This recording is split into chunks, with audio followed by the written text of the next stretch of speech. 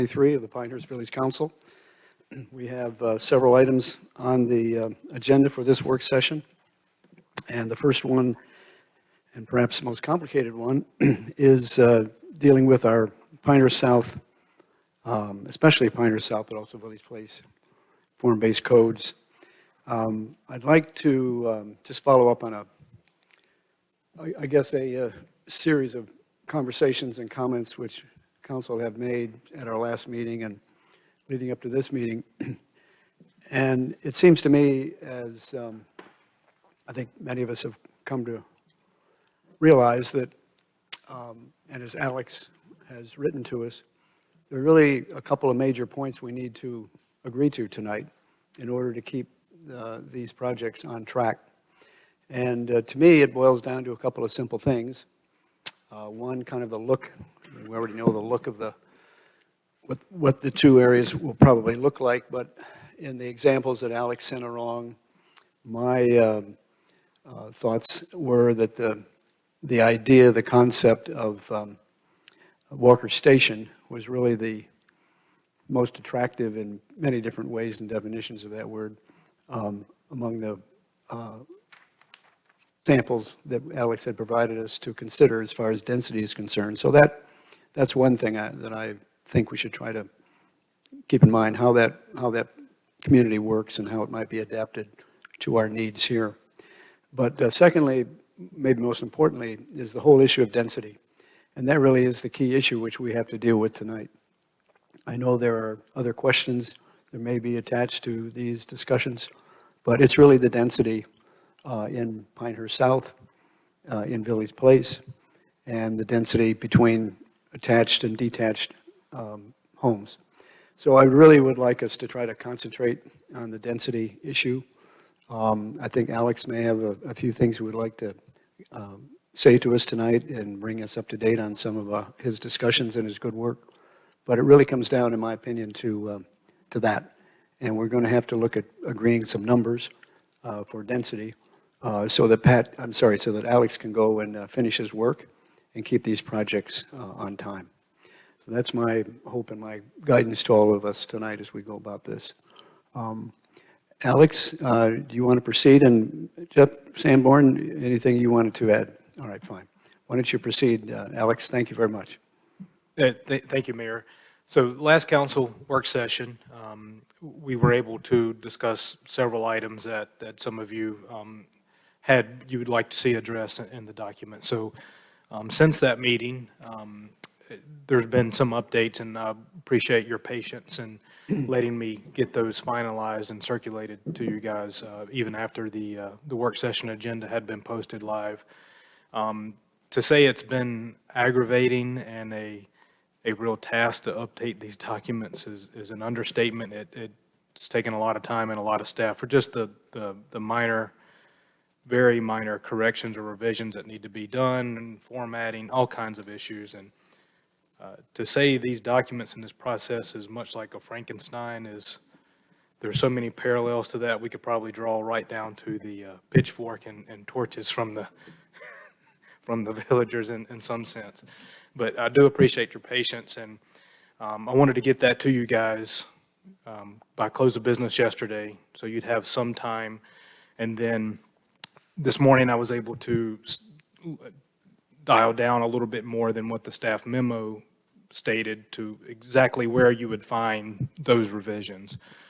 So just to summarize really quickly some of those changes that were made, Pat had a good suggestion to where we could make little notes or references that even though this is a rendering, XYZ will control. The same with the underground utilities, other requirements like stormwater management, things like that will be ruled by the adopted governing document for that. We did discuss and get some general head nods that we would move the minimum required open space to 15% for the single-family attached development. And we were able to do some research through some other communities through the state, so I'm very thankful for the colleagues' quick response throughout the state of what their minimum standards are for alleys, whether it be single way with the 2-yield movement, two ways, et cetera. We've got tons of responses. So we have that data now in case we ever need it in the future. And also the council and Councilmember Morgan's helpful suggestion that let's see some examples of what this type of development could look like. See if we can maybe dial down the density topic that we need to figure out so we can progress. So I provided a few, and I wanted to stay as local as I could, something a little more tangible maybe for us to wrap our heads around, and maybe that we've seen, we've driven by, or we've gotten some real feedback. So with that, we've had some of the discussions. I made a recommendation that, there's a couple of ways, that we can handle density. One's just by dimensional standards, whether it be minimum lot standards, et cetera. And then there's just an outright dimensional cap. It really comes down to simple math and what we feel, or what this council feels is, the best projection of what is appropriate in each of these planning efforts and these boundaries, the Village Place and Pioneer South respectively.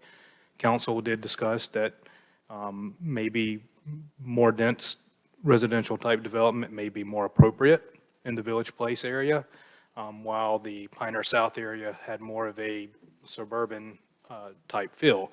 So it doesn't have to be uniform for either one of these two, but in order for us to move forward, I put a little sort of draft or tentative schedule of how I can see things playing out in the weekly manager's report that was sent to you guys, where we already have a scheduled notice of public hearing for at least advertised to meet that minimum deadline for notice requirement for an official adoption of the small area plans and form-based code document based on the discussion tonight. Hopefully this is the final direction that we need so that they can be adopted and we can move forward to considering the actual amendments to the zoning map and the development ordinance to implement this. And that could be as early as May 23rd, and that could put us ahead of the expiration of the current moratorium for both Village Place and Pioneer South.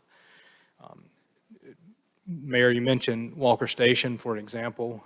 Again, that's one that we really have in our boundaries. It's been very successful. It's actually it's been a model that I know other local governments in the state have called and asked our planning department, how was that received? How was that processed? They've came down and had their elected officials tour the area. So it is something that is marketable right now and has been looked to by not just local areas, but throughout the state. Just for a gauge on dimensional standards with what the form-based code currently has, just so you have some sort of idea with the Walker Station. So the townhome lots there, so like our single-family attached, those lot dimensions are anywhere from 30 to 36 feet in width, with roughly 100 to 110 feet in length. So that's pretty comparable to the single-family attached lots that are in the form-based code. The single-family detached product there is roughly about 50 feet in width by 100 or so feet in depth. So that is pretty comparable to, I believe, the single-family detached manor lots that are in both the Village Place and Pioneer South form-based code. So that was one reason why I did select, another good reason why I selected Walker Station as a tangible example again. So,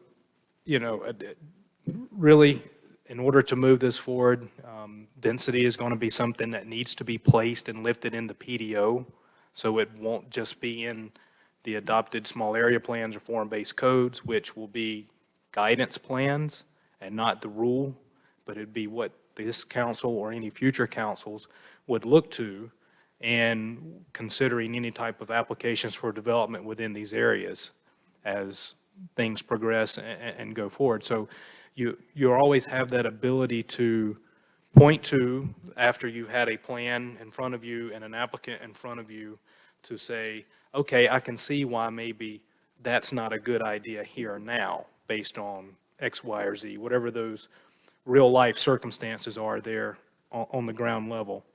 Or conversely, something that you've learned from, or we've seen or heard from the community from. You'll have that ability.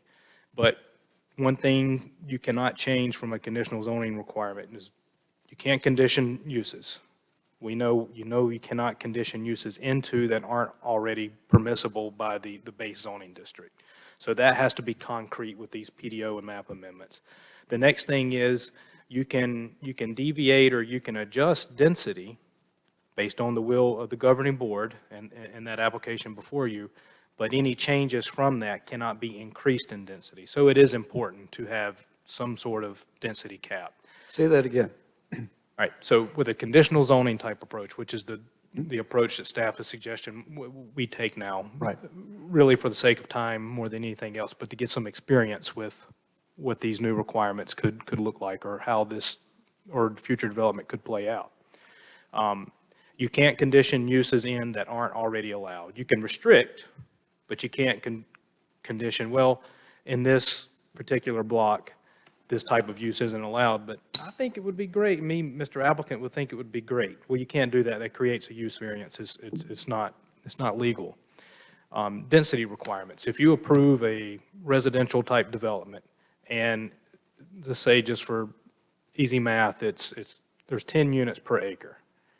Well, if there's some adjustments once the hard engineering is done, once dirt actually gets turned up and you decide, well, I don't actually need such a big stormwater control measure. The infiltration rates are great.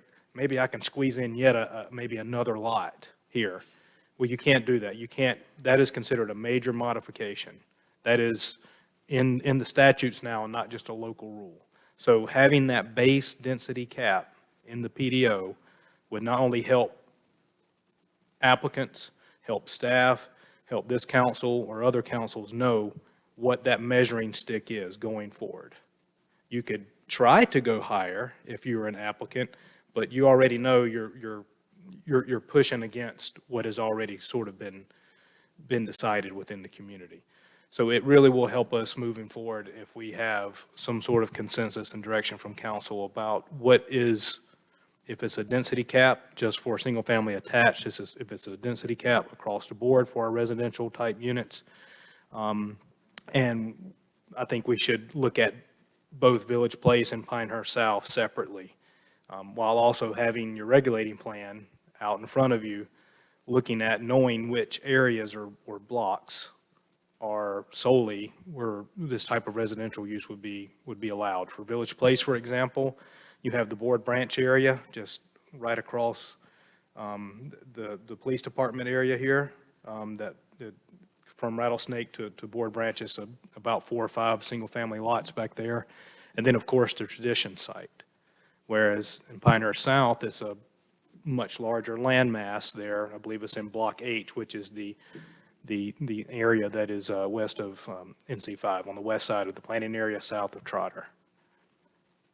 Alex, I think though, under conditional zoning, we set a cap. You can't increase it or you can't decrease it. After you get your approval, you cannot increase it. So after you've got you being the developer. Correct. I come to you, the cap is 10 or whatever you said, and I want to make it 11 or I want to make it 5.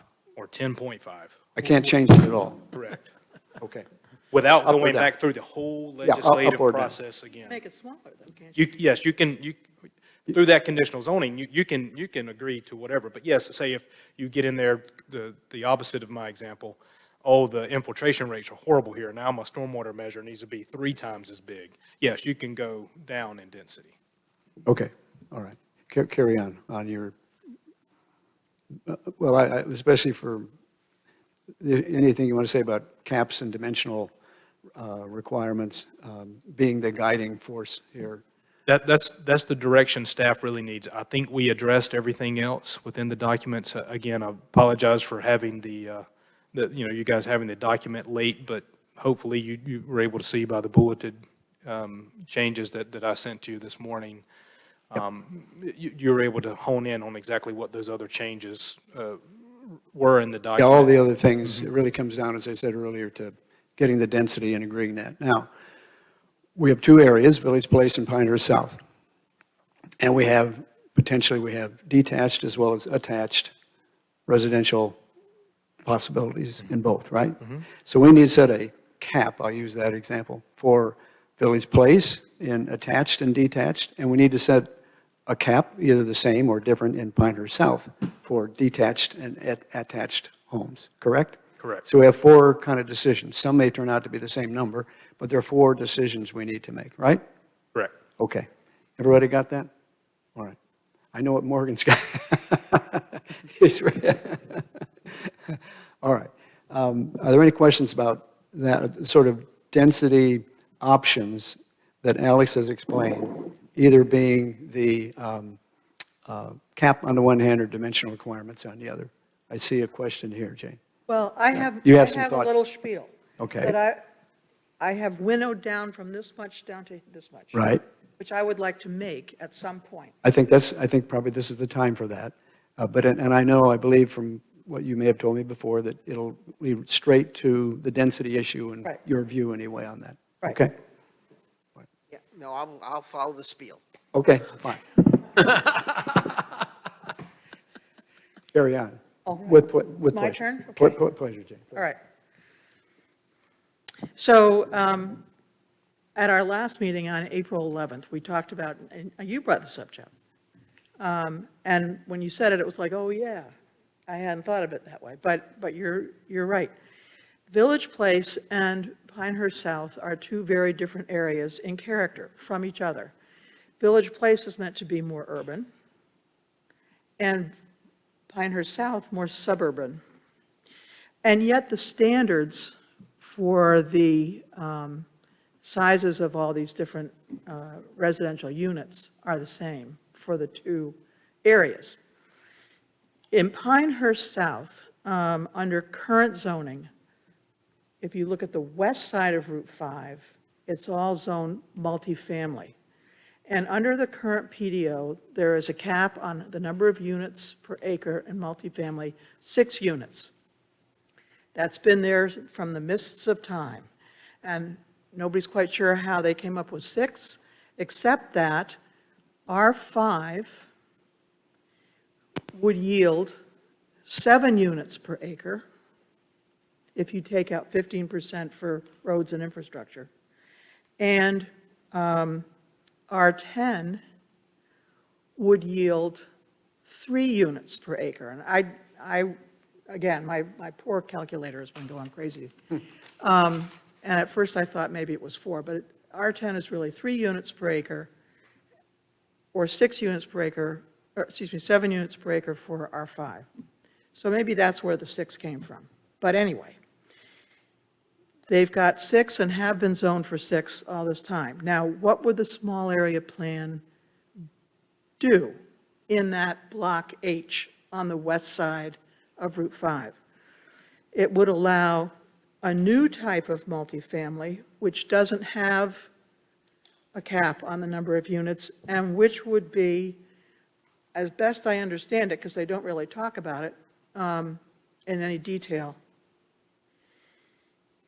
treated like commercial property. So it would be the size of the footprint of the building on the ground, and then you just divide it up into whatever kind of you could have, all great big apartment units, you could have little tiny ones that doesn't really say.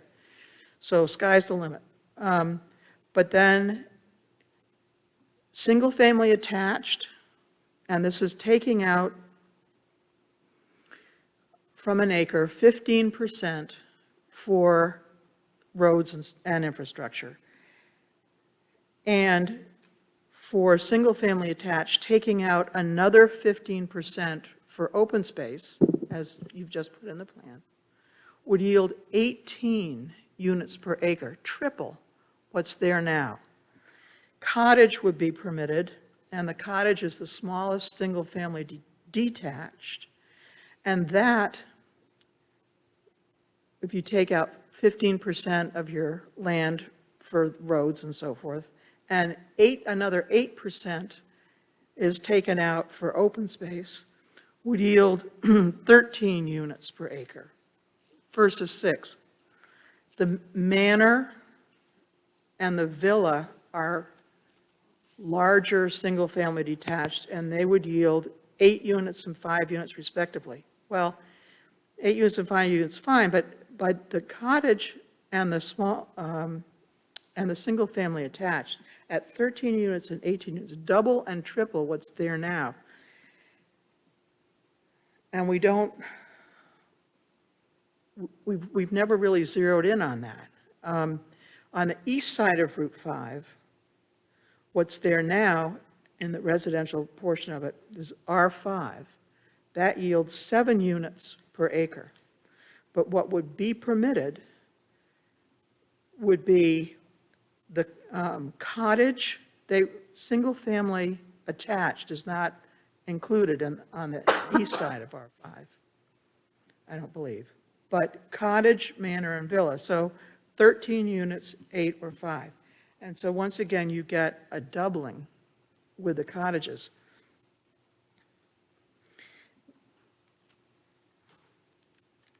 The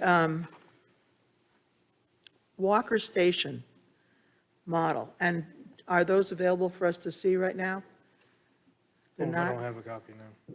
Okay, I brought mine with me. Got mine. Okay, would anybody like to see At Walker Station. these again? No? I Okay. haven't seen it before. Yes, these are the ones that Alex had. Oh, Sent us. okay. Okay, would anybody like to look at one right now? No? Okay. I've got it here. So Walker Station has 70 units on 16 acres, which comes out to 14.3 units per acre.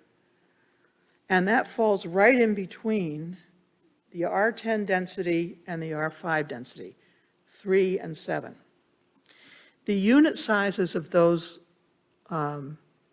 buildings, as Alex was pointing out, are quite comparable to what's in the small area plans. But with that lower density, they're able to have 2 parks, as well as other open space, sidewalks everywhere. Their private alleys are 30 feet wide.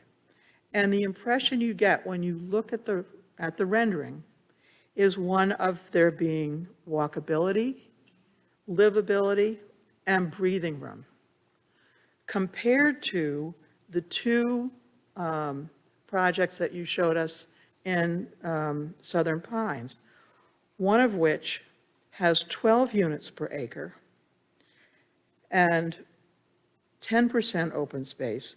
Its only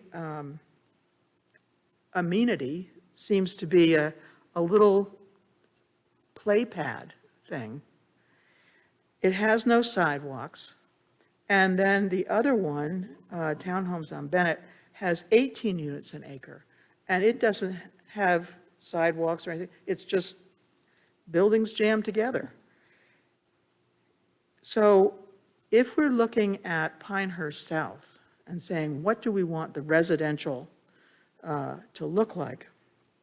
It seems to me that we should be looking for a density that's closer to Walker Station, that's closer to what's there now, which is 6 units for multifamily on the west side of Route 5, 7 units in the R5 on the east side of Route 5. And in order to get there, we may need to, maybe the easiest way to do it is to put a cap just in the new table of dimensional requirements, the same way that is in the PDO now for multifamily. I will say as well that the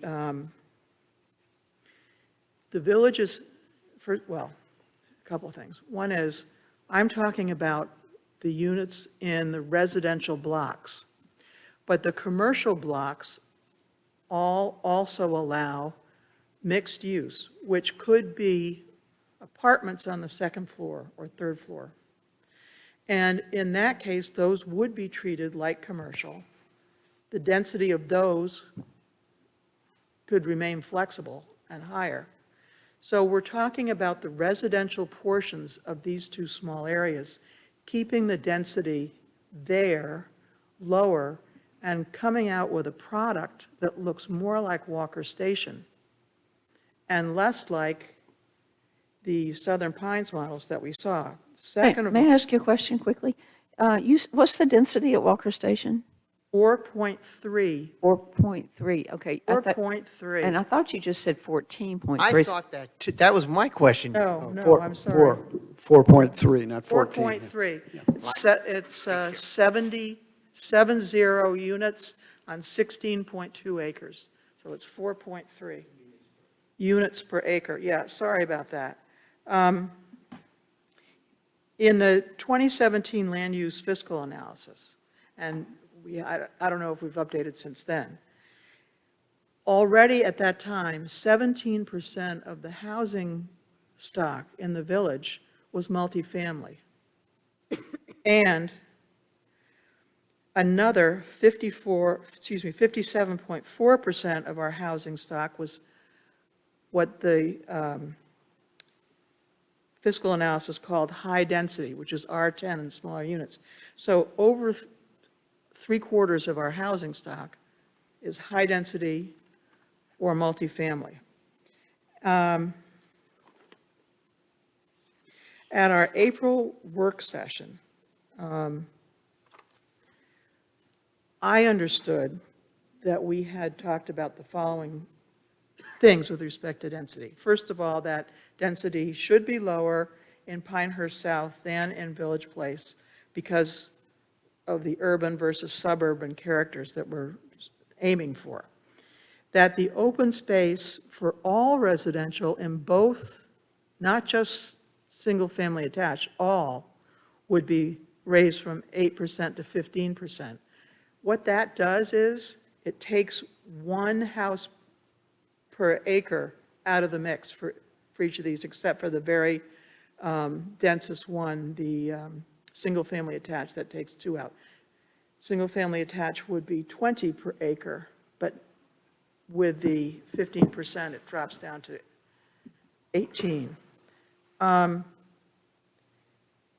And also that we were going to drop the multifamily without a cap out of the Pinehurst South residential blocks. That was the other thing that I understood we were going to do.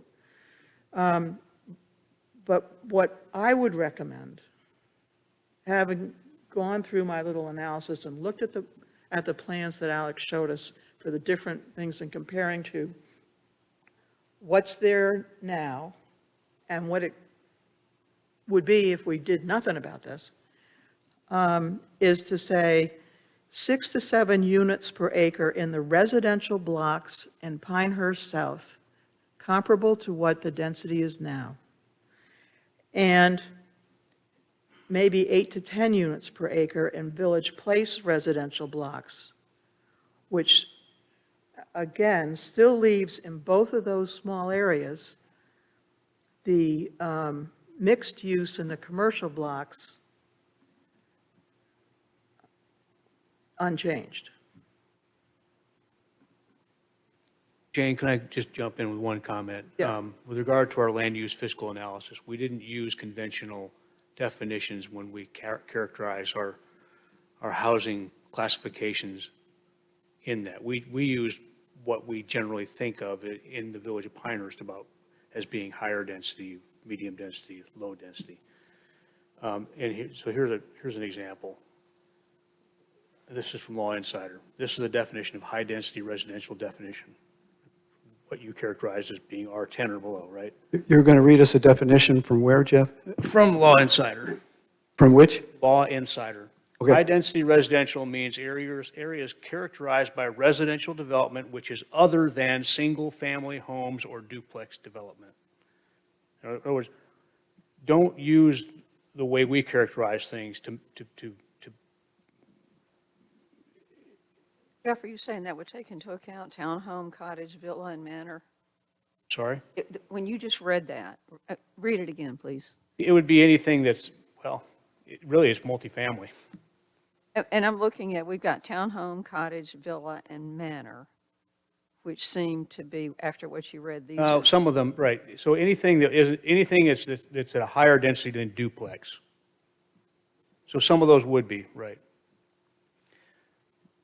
And I, But it's not R10. R10 is not high-density residential development.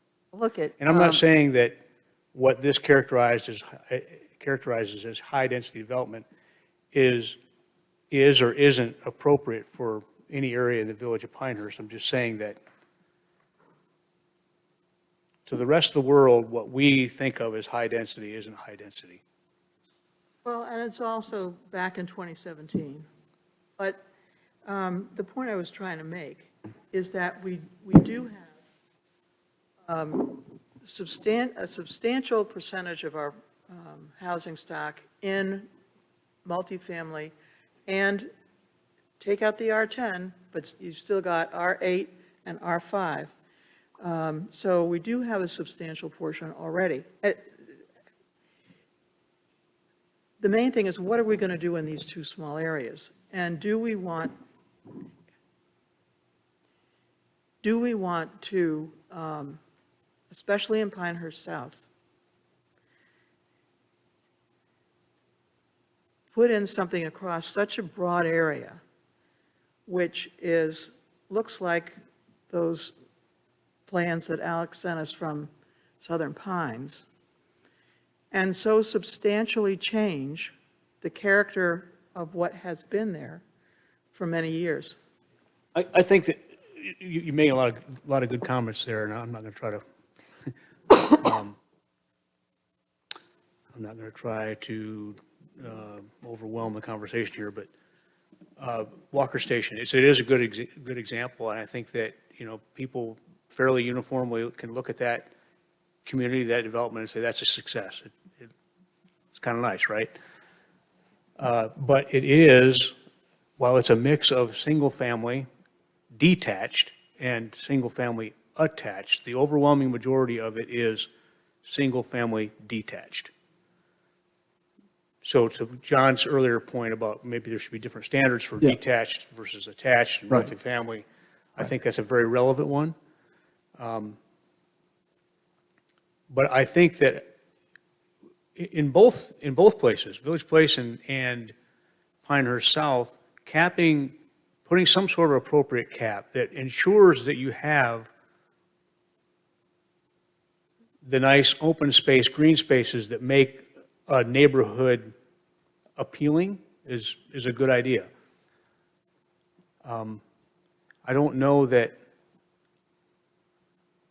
and I think that whatever the cap, you're 7 for R5, maybe for single-family detached uses, that's an appropriate cap, right? But when you start putting in uses that are single-family attached, or especially multifamily, those same rules, I don't think should apply. It should be a different cap. Well, And I that's think what- John made that point That's what we earlier. have now. Yeah.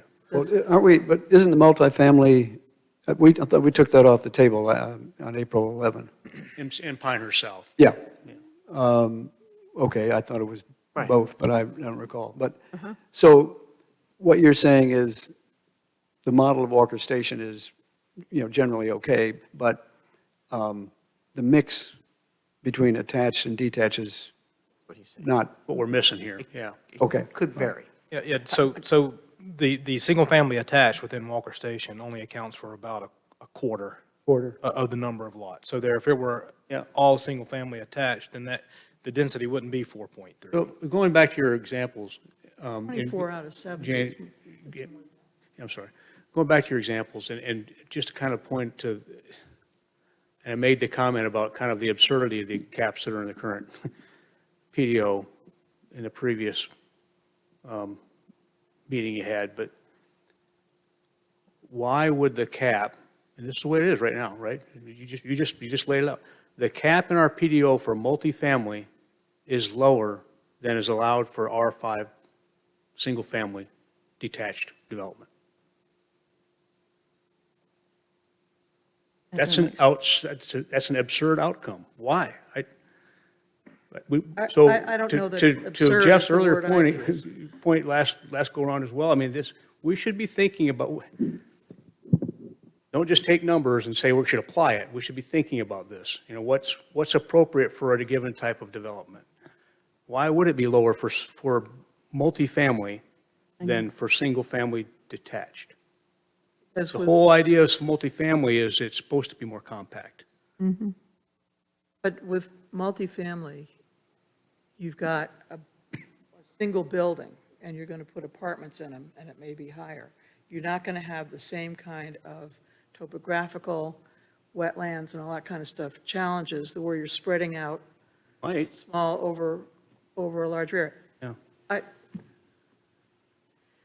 I don't see the 6 unit per acre for multifamily as being absurd at all. I think it's comparable to the very small lots in R5. And I think it is a standard that we can at least look at and say, how come we're going from that to something that's triple the density? I'm not saying triple's the right answer. I'm just, Go ahead, Lydia. Well, the answer I would have to that, and you put it in your memo to us, you said, "We have heard repeatedly of the need and desire for varying rental types." And I went through the comp plan and saw over and over and over that people want smaller housing, and the older couples want to downsize and not have a yard. The younger families want to have small homes. But Alex, your comment, we've heard repeatedly of the need and desire for varying residential types. Are you hearing that? Where are you hearing that? Well, there's been several public engagement through the comprehensive plan that was adopted in October of 2019, during the small area plan, during everything that you guys have heard about. We've had different proposals. The Pinehurst South Cottages subdivision. They said it. They said that there was a need for those smaller homes. And, you know, if the charge were to just stay with what we've got, we would have never entered in through this years back, right? I mean, Well, I was taking what you said in your memo, I was taking everything I saw in the comp plan, and then Jeff Sanborn, in your memo, you recommended 12 or 16 units per acre for Village Place, 8 or 12 for Pinehurst South. And those, you know, and I don't know what the right number is, but when we've got the public telling us for 2019, 2021, 22, 4 years that they want different housing types, to me, that's a solid basis for planning for better types, for different residential types. But then again, with the conditional rezoning or however we're going to do it, just because we put it in a form-based code and a small area plan doesn't, that's just a vision. We still have project by project that needs to be evaluated. And if we think it's inappropriate for the setting, wouldn't we have the ability to, modify it, reject it? And I'm just looking at the public's need for different housing opportunities, and we have 2 different places that we can put it.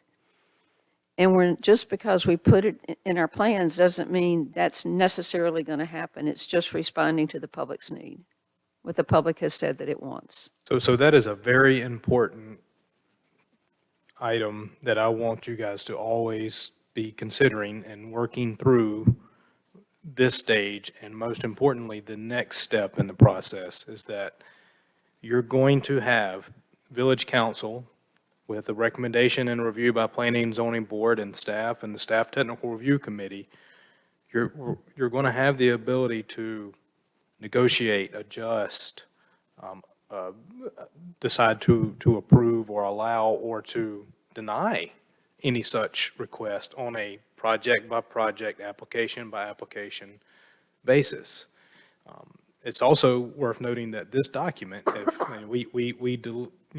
got rid of the definition from the Form-Based Code Institute of what a form-based code is, because this document was meant to just focus on the building, the form, the walkability, to have those amenities that you referenced, that those other examples I sent, which were on, one of them was on an acre parcel. So of course, they're going to be more dense or not have the ability to have other areas where they utilize the existing infrastructure that was right out in front of them.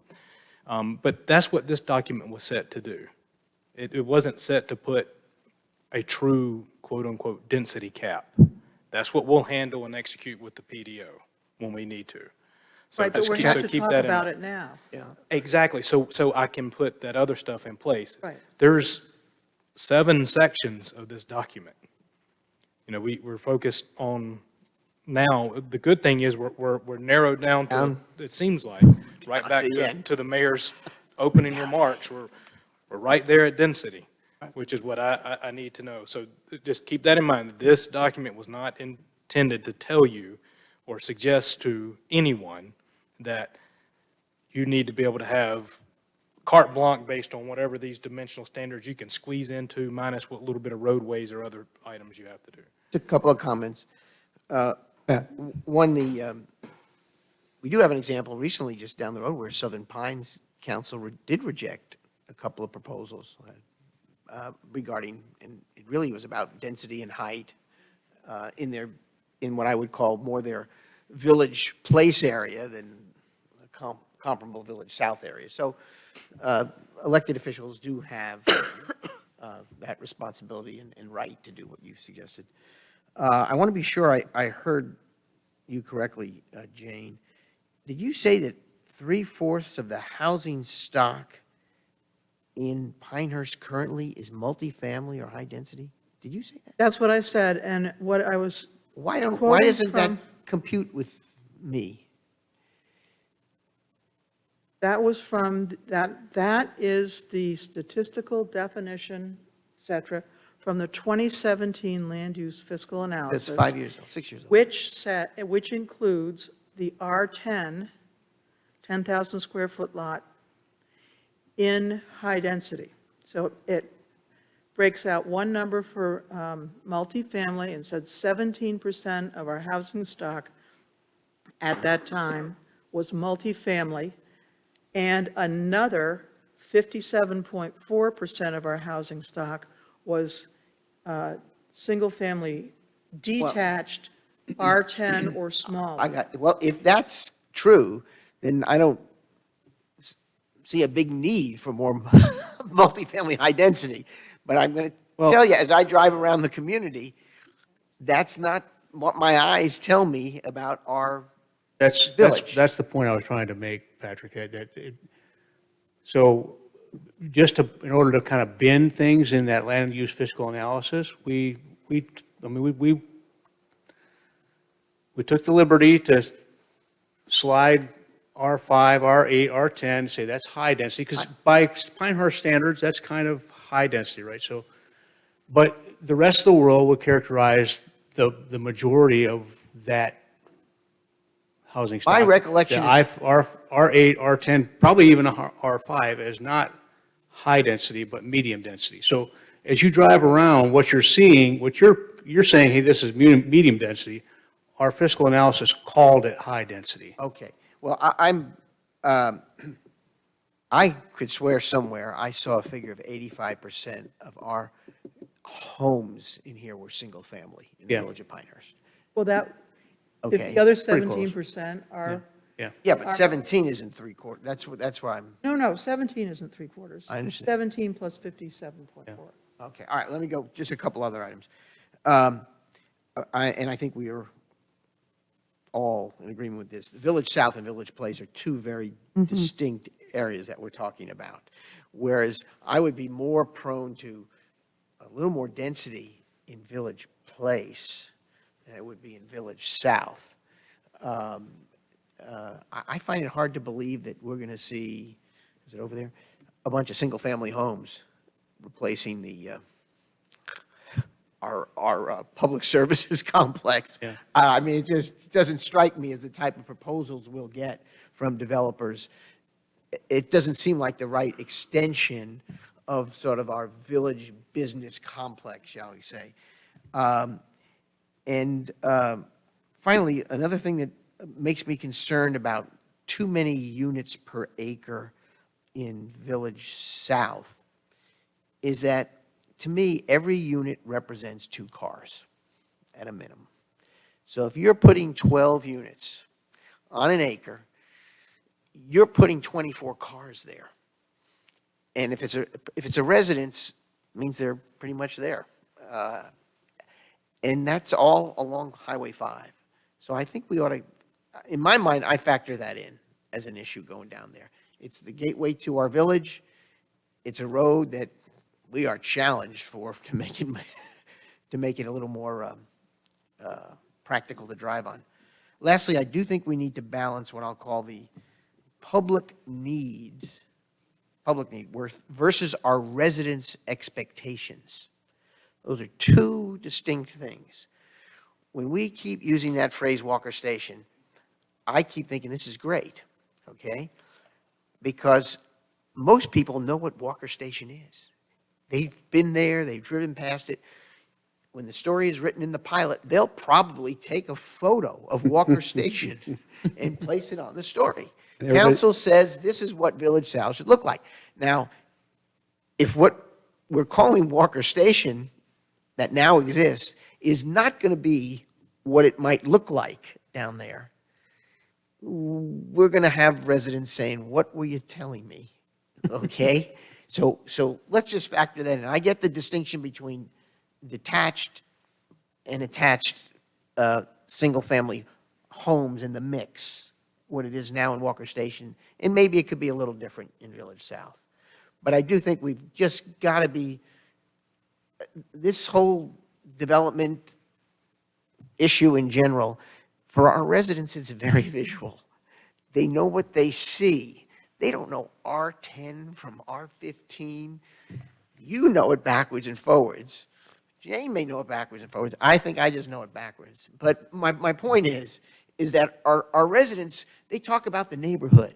They talk about, oh, I drove by that. I like the way that those houses are set, or I like those condos there. They fit right. I get it. Walker Station, people look at that. That looks good. They did a good job. So let's be careful on that. Yeah. And- The reason that I was, well, I guess maybe most of you liked Walker Station was not necessarily the specific exact layout, and as Pat has mentioned, we better tell Walker Station there'll be a lot of people driving through their development in the next month or so, but it's the look of it. This refers to Jane's point. We need to create something in both places that looks Pinehurst, 21st century Pinehurst, but reflecting, where we've come from. So, however the Walker Station model works its way out, I think it's an attractive place with open space and whatnot. We need to try to recreate that. You had a comment, and then I'm going to make a comment. I think you're about to say something, Alex. Again, two similarities, again, is like, one, there's a whole section in here that I can't believe that through this whole process, the only person who has screamed the loudest over it and how to work it in and what it would look like is me. And that's the architectural standards that are in here. Right. With Walker Station in 2014, they went through the conditional use zoning at the time. It's been done away with since. Right. Where there was a condition placed that they do this cottage-style architecture. So that's how you get the Pinehurst-y look, if you will. And that's what you'll be able to hopefully do with the negotiation through the conditional zoning request. And with these adopted as plans, you'll have materials examples, you'll have architectural design examples. Think of it almost working like in a similar, but not quite process and procedurally, how the historic district design standards work. You'll have an opportunity to have them come forward, concept plan, renderings, ideas, so you will have that visual, Pat, that you mentioned, that people will have an expectation of what it could look like. Now, there's other things you have to worry about, the density stuff, things like that. Well, listen, all that stuff is fluff. Well, we're talking about the yes, How we're is that talking fluff? about the foundation of these new developments. And what you sent us were plats, Which is all I had. which is the most important part. And what those showed us was how the things are laid out, the fact that there's open space, the fact that there's sidewalks, the fact that there's parks in one, and in the others, nothing. Now, want to have lots of different housing types? Fine, but different doesn't have to mean crammed in together with no livability. If you look at the renderings in the comp plan, and by the way, the comp plan, talking about Pinehurst South, was talking about having it be office parks with maybe a little residential on the edge. But anyway, the renderings show some very nice little cottagey homes with brick walkways and daffodils and a gazebo and somebody on a bicycle. Okay, that's what it shows. And so what we need for that is space. Alex, can I ask you a I question? disagree with your characterization of that. I disagree with the characterization that Jane just put out on there. I think that the plans that have been rendered out here are ones that, again, are a guide, and the guide over there do represent what we're looking for in the Pinehurst type of image, okay? Now, I understand we need to talk about density. We got 4 different issues on there. But there's a lot of stuff in there that I think it's some great work on there as to what we've had. And I think it's a good route to go forward to give a guide, and it's not a final assessment, but it's a guide on how we can end up developing these areas in the appropriate context. Architecture is not going to make up Alex, for density problems. It's not. I have a math question. Now, Okay, Block H, if we have townhomes, cottages, villages, villas and manor, and I don't know what that size is, but if we had, using Jeff Sanborn's recommendation, if it was 8 units per acre or 12 units per acre of those type of housing in that small area, how many residential units would that be? It seems like a math equation. And this is not as large as Walker Station, is it? no single piece is. But I'm thinking, I mean, we're tied up in density, which we should be. But I'm thinking with these 4 housing types, if the range is 8 to 12, which I'm just taking Jeff Sanborn's recommendation, how many residential units is it of those housing types if you have 8 units per acre or if you have 12 units per acre? Is it Are you talking about all of H? just Or- all of H? Because H right now, if you take out mixed, multifamily, you can have townhomes, cottages, villas, and manor. You could have 18 units an acre.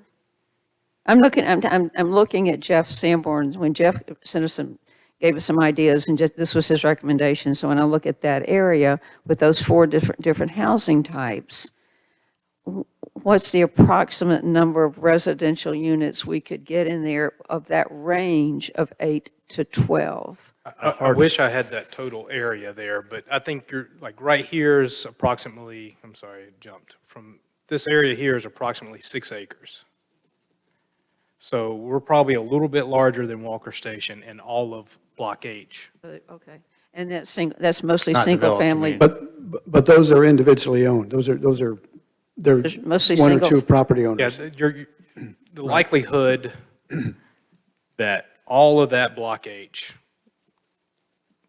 if you look at it as a vacant, undeveloped total area, or that one development plan is going to come in for all that area, we're not going to see that. Okay, if you took a range of 8 units per acre and 12 units per acre, I'm just trying to figure out what would the range be of how many different housing units. 6 acres, then you're talking about 48 to 72 total. Okay, and to Pat's point about traffic, and I completely agree, but with any development that comes in, don't they have to bring a transportation analysis? And if the roads can't handle it, the roads can't handle it. It can be rejected because the roads can't handle it. With the conditional zoning process, you have wide latitude in how you make any of your decisions. The record just has to show you looked at your guiding plans Right. But- whenever you made your decision. But even with conditional zoning and the other controls, we still need to give some specific guidelines, the cap, right? Okay. So we're right back to where we All right, started. well, here's my proposal. And I'm trying to interpolate here between what we've seen in these plans plus the other stuff.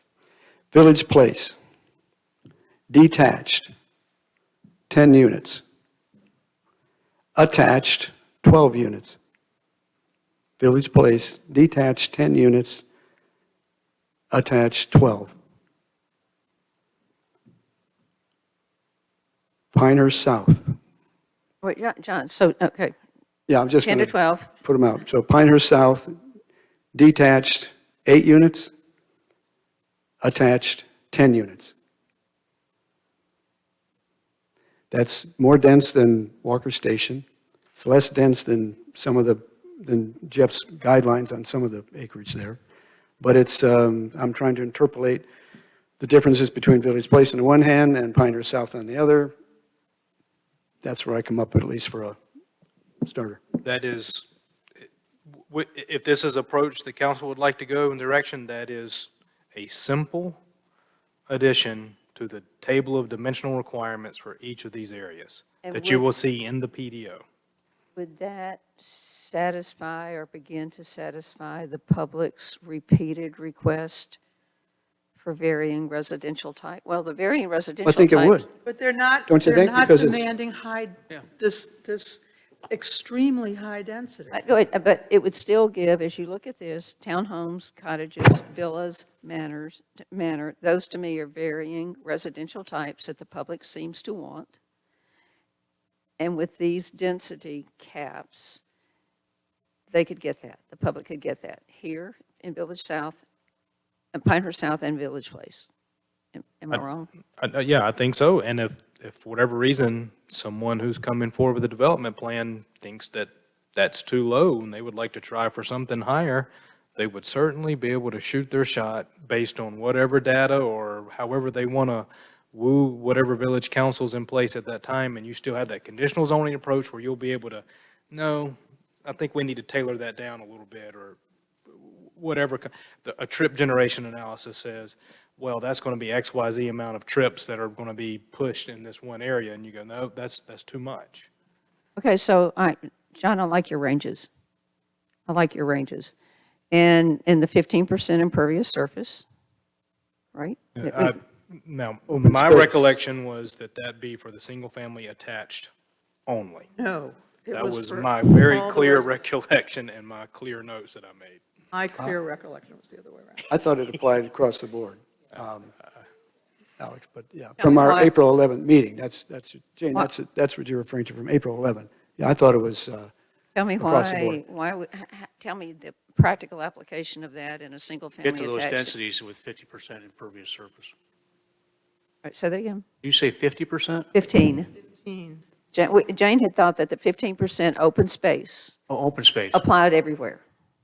And Alex seemed to think it was only in single-family detached. In all the residential. Well, I don't know. I think with those densities, you can get to a solution with 15% open space, even in the attached. Or detached, yeah. Either or. I think Will it cause anybody any heartburn? going back, I mean, to Jane's math about what the maximum allowable density, if you didn't have that, those were very big numbers, right? So, There were big numbers with Yeah. it, too. yeah. With the 18% open space for the attached, 18 units per acre still. How do you Okay. get to that? How do you get to that 18 acres? Okay, so here's what you do. I'm trying to do But the we've math. got a recommendation for less than that. Here's what you do. Yes, we do. 43,560 square feet in an acre. Right.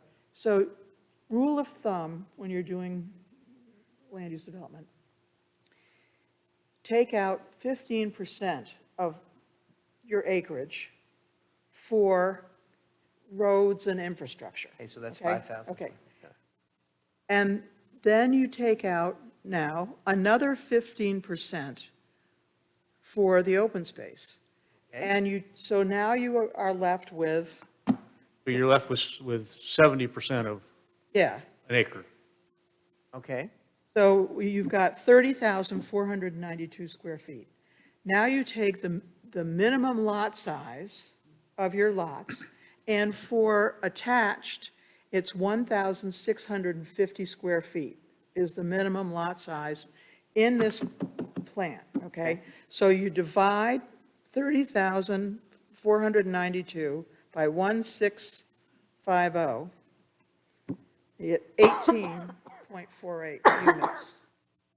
So to my point, I think that we could require 15% open space in all of this, and with the densities that John suggested, I don't think there's any conflict there. Do you agree, Alex? Yeah, it's easy.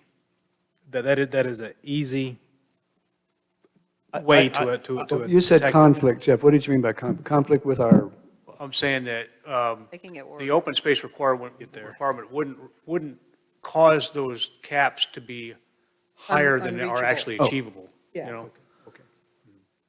So this, okay. Jane, can make a suggestion? Go ahead. What if we took the mayor's suggestion of 8 to 10 in Pinehurst South and changed it to 6 to 8? I would feel much, say that, what was that? If we took the 8 to 10 that you proposed for Pinehurst South and Hmm. changed it to 6 to 8, it's probably still higher, now that I've figured out your math, it's probably higher than I would have come to as a, as a suggestion. But it seems to me reasonable. The Village Place, I'm open to. I can live with, I- I can Village live with Place- it 10 and 12 like I say- in Village Place. If I see single-family homes built there, you can blow me over with a feather. I just don't see that as a single-family home. I like to stick with John's Village numbers. Place. But Yeah. why Well- would that be? Because of the public's over and over and over again expressed need. Jane, we see it with the older people who are having to leave here because they can't find smaller housing. This would give them smaller housing. But here's the thing, they're not asking for jammed in without any open space and without any breathing room and without any sidewalks. I don't They're think the asking numbers, for small Those- but nice. Those densities will give you the open space. yeah, Yeah, it will. And actually, some of them really don't want a lot of open space anymore, but I'll support the mayor proposing there also. and why, again, why is that? I've got numbers, I've got pages out of the comp plan, which you don't want to hear right now, I'm sure, but I have laid it out for you and laid it out in relation to the plot plans that Alex has sent us, that we can look at and see the difference it would make in the livability, the Okay. nice ability, the Pinehurstianess. The Okay. reason why I disagree on there, and I made this comment before, I do not agree with your characterization of how this is. Your vision, I think, is off. You have just done a math problem that gives you the worst-case scenario for density. We also talked about this as a guide. It's been said over and over again, this is a guide. It is not a final assessment as to what goes on. So what we need to do right now is we need to come up with a decision on density as we move forward with the guide. And if it's I gave you your time to talk, please give me my time, Jeff, okay. okay? Jane, please. So when we're talking about a guide in here, we also recognize that anything that comes through here has to come back to the council to get approved. So you have gone through your math problems, and I'm not going to question your math on there. But I do not agree that it's going to become a worst-case scenario because you still have a council, whether it's this council, a different council, whether it's this year, whether it's next year, whether it's 3 years from now. They are going to listen to whatever is being proposed. So we're looking at a density guide at this point in time. That's why I accept what the mayor's proposed. It's not a density guide, we're looking at. Then what is it? Looking at putting it into the PDO. Okay, we just heard over and over again it's a guide. And now you're saying it's not a guide. What is it? Is it a guide or is it not a guide? The architecture is a guide, the PDO is not going to be a guide. I understand the PDO is not going to be a guide. And this is going into, density is Okay. going into PDO. But it will in the end act as a guide because of the conditional district rezoning requirement. It will be a adopted plan pursuant to Chapter 160D-501. You're just reciting the, yeah, okay.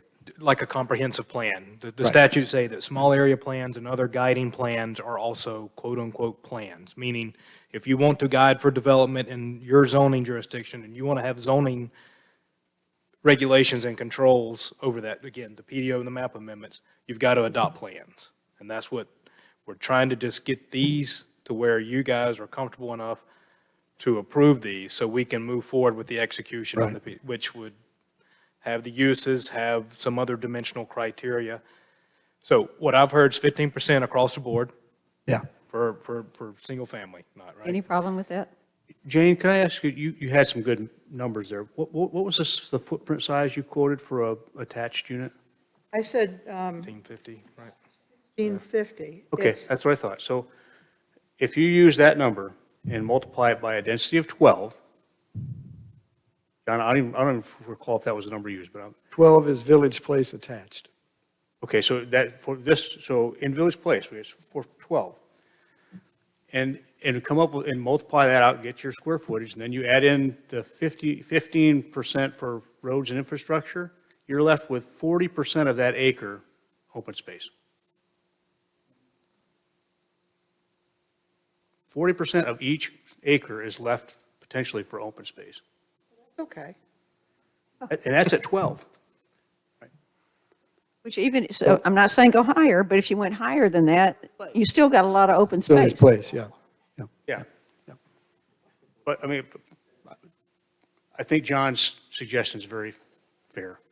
Well, I'd like to But you and- try to get the everybody three on of us- board here. What if in Pinehurst South, we made it 7 detached and 9 attached? Difference between- Why are we doing, it just, I'd like to get everybody on board and get a little compromise here. Wait, You had, Go with 7 and 9.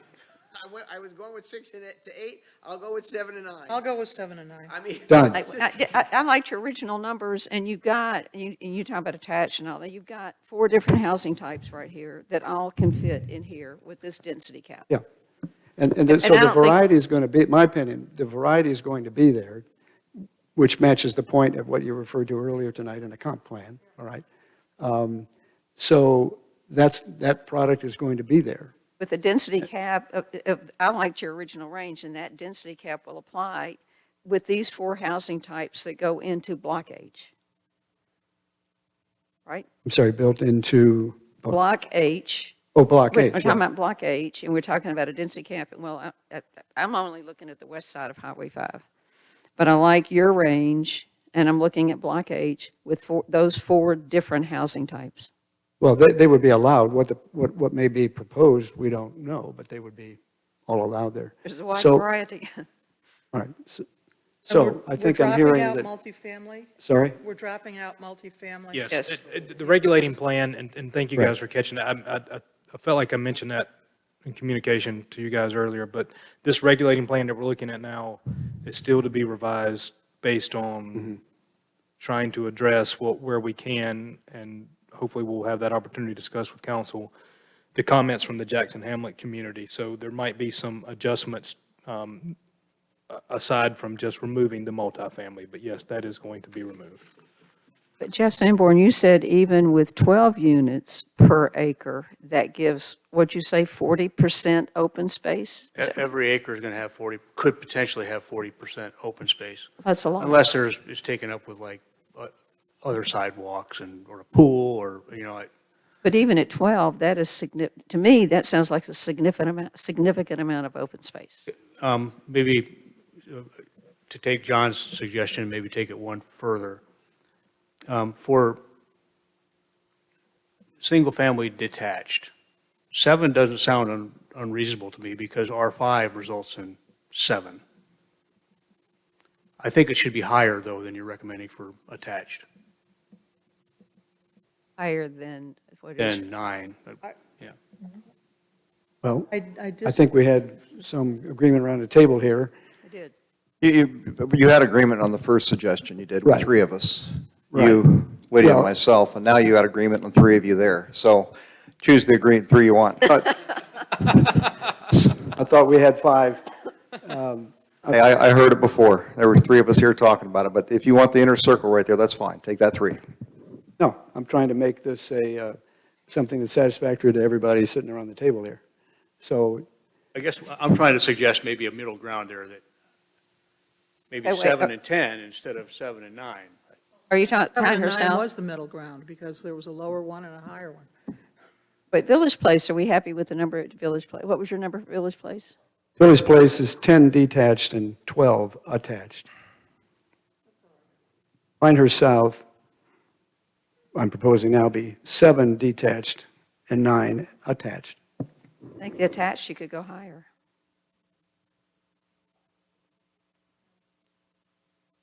Jeff Morgan, how are you on that? I think Jeff Sanborn giving a suggestion here, going to 10 with the attached and making it 7 to 10. I think that's the consensus that you probably ought to go with. The 7 to 10 in Not Pinehurst 7 and South? 9, I'm going to go 7 to 10. not 7 and 9, Jeff, 7 and 10 is your. Correct. Oh, Okay. okay. Pat? So 10 to Jane? 12, 7 to 10.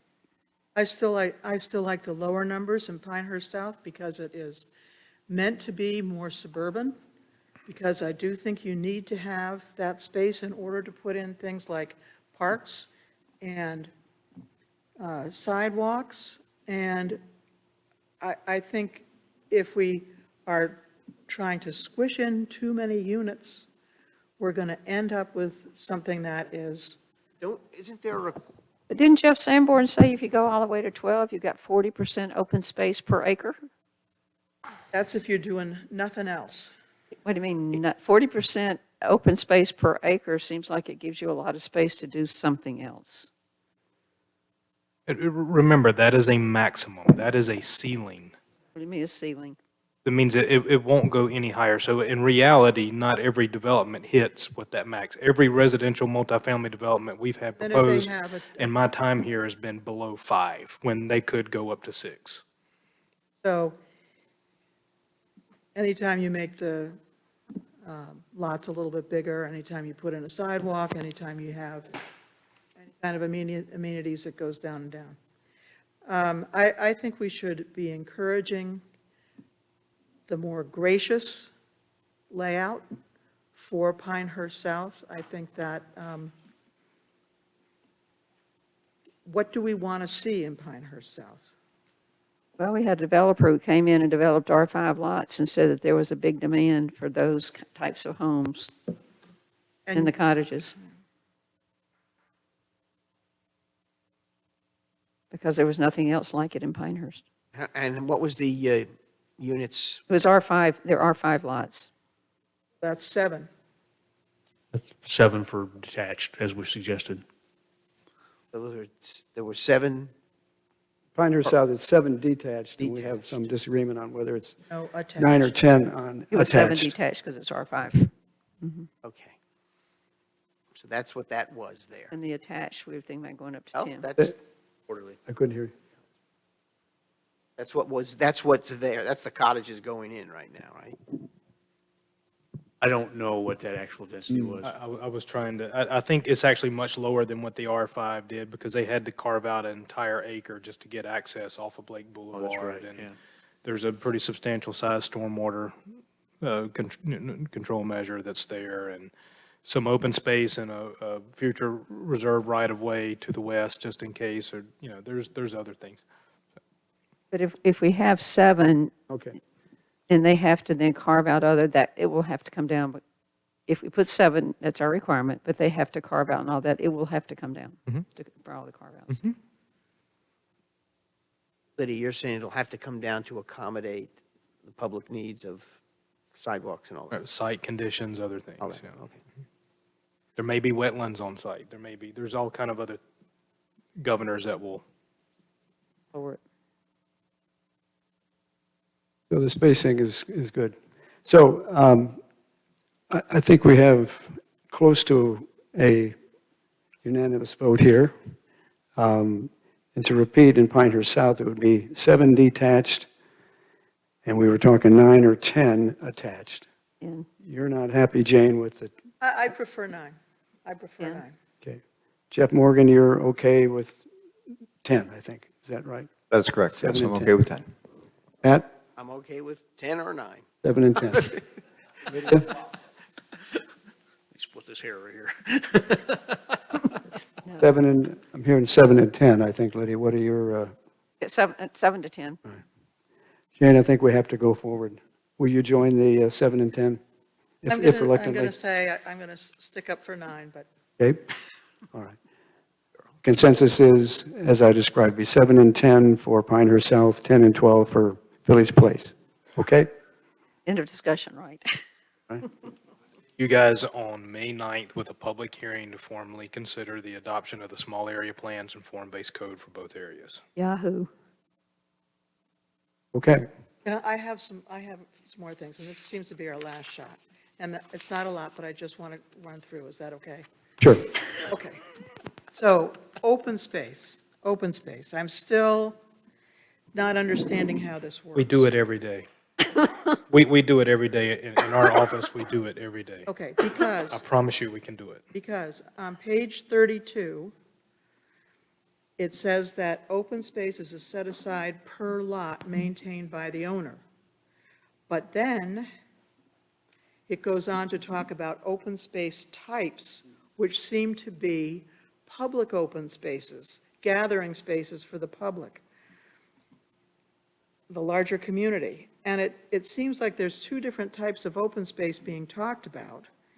And then when you get down to the definitions, and, oh, by the way, on page 9 of the Village Place one, and it also happens in the Pinehurst South one, there's a reference to the definition section, and it says it's in section 8, but it's not, it's in section 7.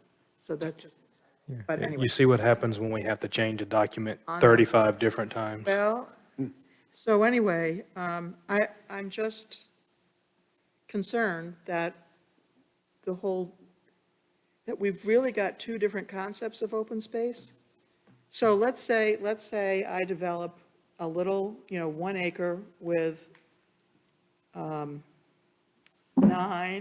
attached, I've lost my mind, units on it, and it's got some open space that goes with it. Is that going to be accessible to the public? I wouldn't think so. There are going to be plans. They're not going to dictate exactly what the development is going to be or how you're going to divide open space and who it belongs to and who owns it and who maintains it. Brought it That's up, not I- what these I documents don't do. think, I don't think it's, I don't get how it works. All right. Road design, I got a couple things. The street lane widths, we're going with 12 feet instead of 10 feet?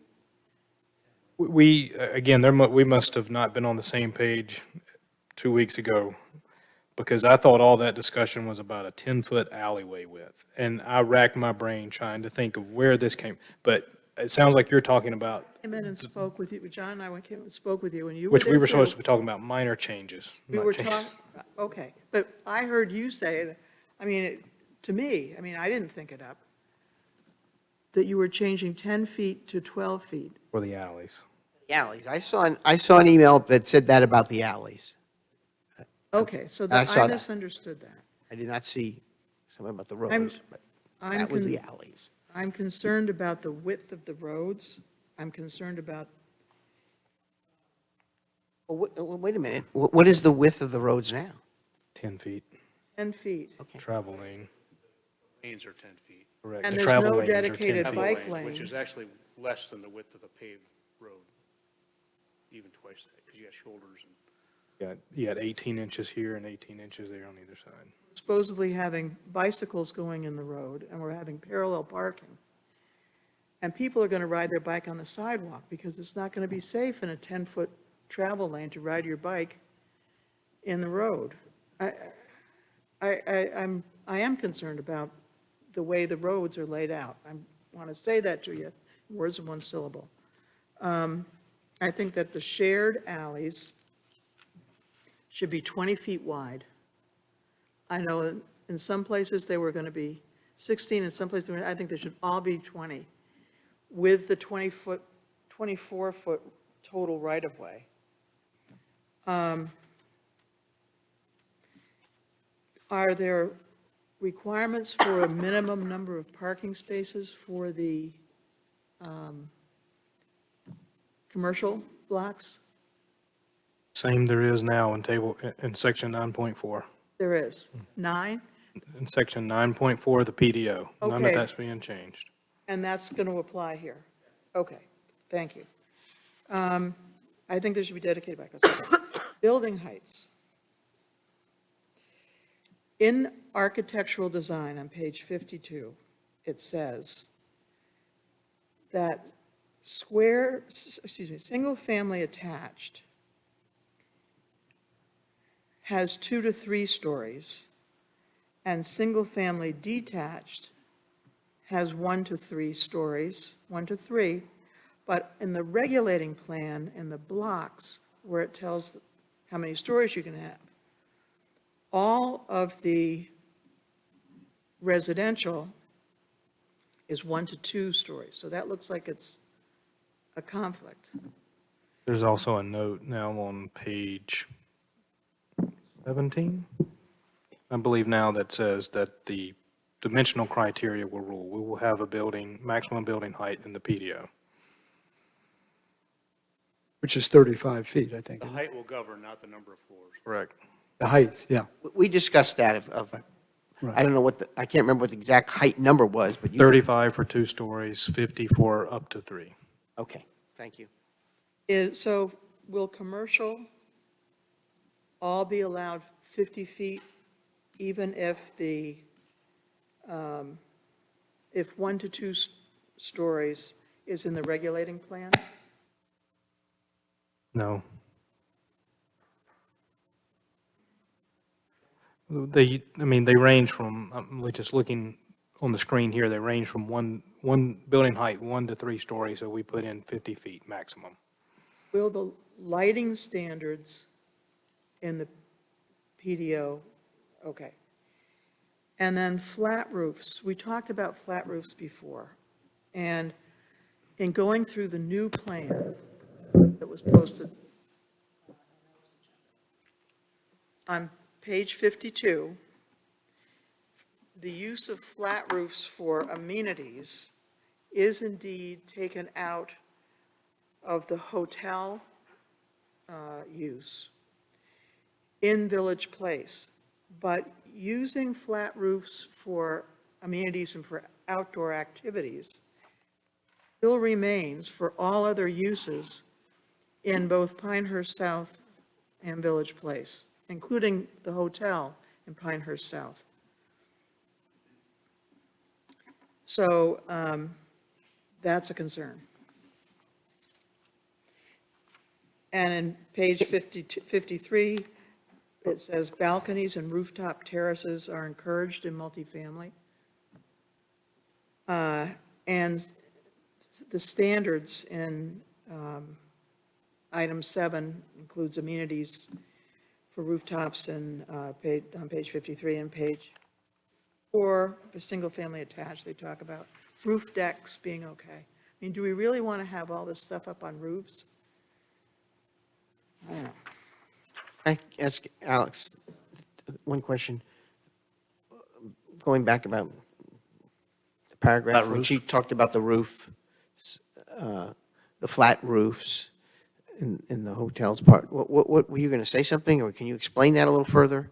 Just through the ample discussions with the Planning and Zoning Board, we all agreed that allowances for flat roofs wouldn't be appropriate in the Village Place area as an extension of the village core, even though there are flat roofs in the village center. I'm glad to hear that. Thank you. But in Pinehurst South, we thought it might be appropriate to have an allowance, not a just outright prohibition.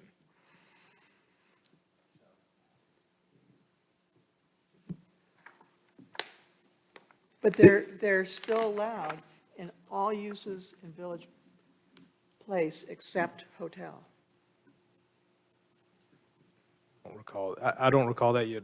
It's Well- been a little since I've read it, but. I know, but I just read it this morning, this afternoon, actually. Well, that would be good to know what it is, because I understand why it shouldn't be allowed in Village Place. Yeah. For sure. I do think it would be inconsistent with the ambiance around here. So if you could nail that down, that'd be helpful. Thank you. Now, this issue of the street lighting, I got to go back to this. So the alleys are going to be 10? 16 feet minimum, 20 feet minimum where required for fire access. Alleys. Correct. And the main streets, because I think it is important to make the streets not too narrow here in either of these. What was that going to be at the standard? Minimum travel lane width, so Okay, so that's 12. line to line will be 10 feet.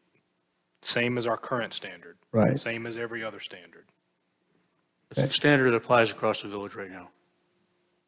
When you Right. say line, that means 20 feet wide, right? Plus, Plus, but Because that means you're going to have curb, you're going to have the striping, you're going to have, the lane is 10. 10 this way, 10 this way, gets you 20. yellow line to white line is 10. Yeah, that's what I was trying to get. Thank you, Alex. Thank you.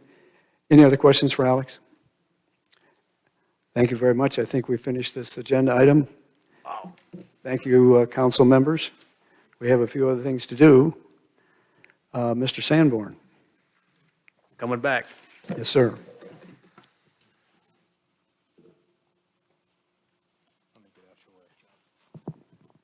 Well, it's a long second half.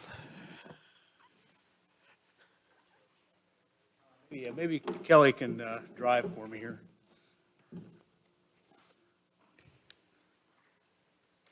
All right. In reports, John mentioned that we had the conversation with DOT about the traffic circle. Later on that day, Jeff Batt and I also met with, Were we going to hear from Alex about Jackson Hamlet? He's just walking out. Sorry. That'd be helpful, but if Alex is, Alex may be physically done for the day, so, or mentally done for the day. I got no problem with them giving the information just on email. Yeah, okay. I think that's a reasonable way.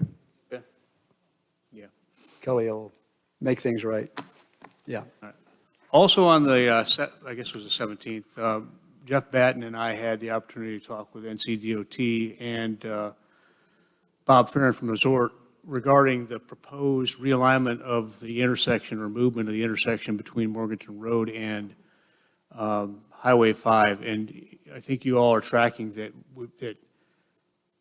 we had some previous work done on a plan for this. And we got to the point of DOT engaging with SHPO and the Park Service, and the Park Service didn't like it. And because this project had been pulled out of the broader Highway 5 project, in order to make that happen, they were going to have to use federal dollars to get this done.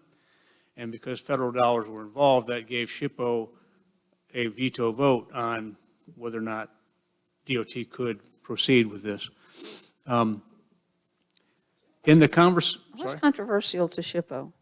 That they're taking out one of the older barns? Well, two barns. That plan originally would take out barn 20 and barn 1, and the farrier shop, which is also a contributing structure. It's a little tiny thing, but it's contributing. Okay. So that was the objection.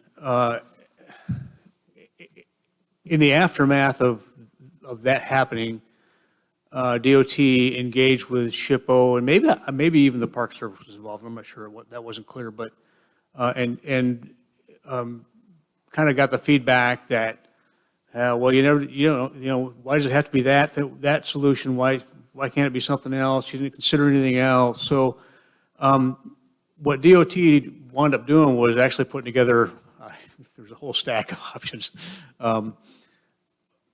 Of other ways to do this, to try to accomplish some of the good that we were trying to get out of this. Now, and so from the resort's perspective, they want that road moved because of the safety concerns of their staff going back and forth across the road there from the parking lot and to the maintenance facility, and from the maintenance facility to get out and do work on the courses and stuff like that.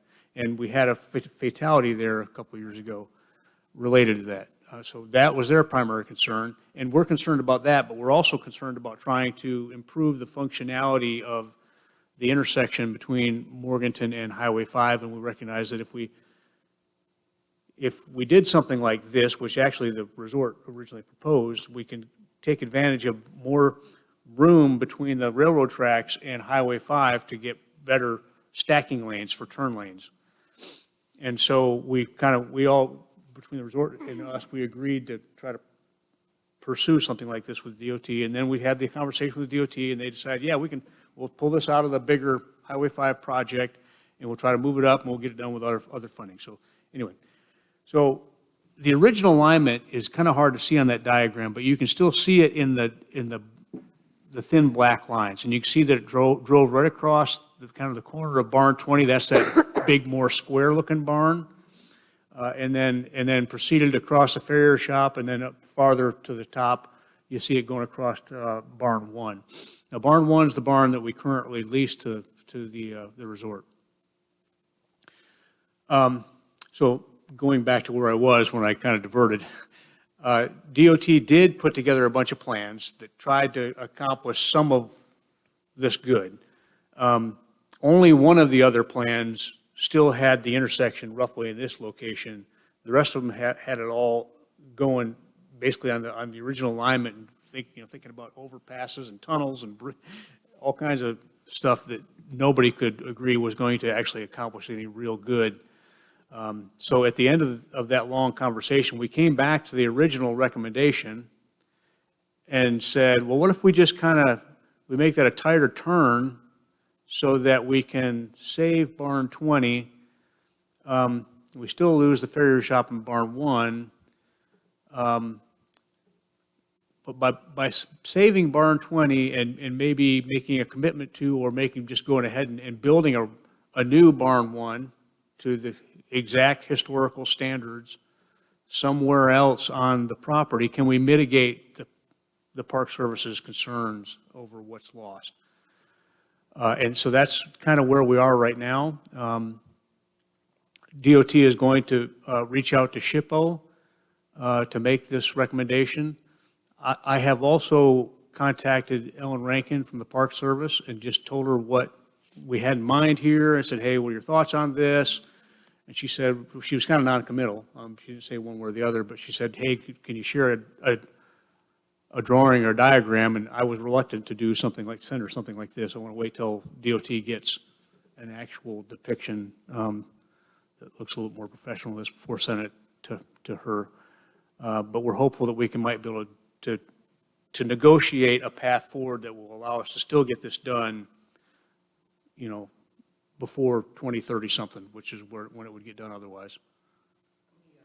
See if I understand this part correctly, though. The original road that goes up towards the corner there, Yeah. what happens to that road? It gets My question. deeded back to the resort. Deeded to the resort, Mm-hmm. so then so it's no longer a road of transport for resident citizens. Right, yep. And that intersection, as it now exists for the train, that's gone too. The track will be there and the train will go by, but as far as That's right. Now, you can see that little stub out there where this crosshatched area? That's intended to stay paved, as I understand it. And part of that was a request by the railroad being able to bring maintenance stuff up in there to be able to get to service the tracks and other things. But the rest of that road, it's up to what the resort wants to do with it, but whether they leave it as a driveway or if they rip it up and put grass there, who knows what they're going to do. Right. Is there room to put another barn there? That's not on our property. I know, Yeah. I'm just wondering. Oh, do we have room? No, would there be room in the old road bed? In other words, would it be Hmm. possible, not necessarily to move one of those barns, but to put in another barn? You know what I mean? but the Oh, resort yeah, doesn't, it's kind of detached from the track and. Yeah, it wouldn't Yeah. have Yeah. access to the track. the resort doesn't care about I don't think they have a big concern about the track. Their concern is Yeah. about their property, What- understandably. There's quite a bit of land there that the resort's going to get access to when this road is closed. Right. Now, and And, what's not shown on here is, some of y'all may recall that if you think about the matinee races where the resort sets up their viewing area on the far side of the track, they have a little parcel of land that juts into the harness track property that we'd really like to have. So part of this negotiation might involve us asking them to donate that parcel. Where is the parcel? Can we see it here? It's off the bottom. Is it Bottom. like an, It's not, if you is it look next at- to, Look at the track there, it's on that's actually the east side of the track, but Yeah. it's off the screen on. to Oh, the the south. contiguous to the hole, the golf hole? You've got a hole there. I don't know if it's hole number one, of course, number one, but. Pole number 2, and yes, it's. Contiguous to that. It is a contiguous piece of property, but basically it would just straighten the line of our property lines. Okay, So it doesn't, hole number 2 nor the accesses, cart paths, or anything else to the hole number 2 do not involve that property. So this idea of getting them to donate that, well, that might also give us the prime spot for us to relocate a new barn 1. And we've also had the thought that, well, hey, maybe this is a good opportunity to tee up a CVB grant.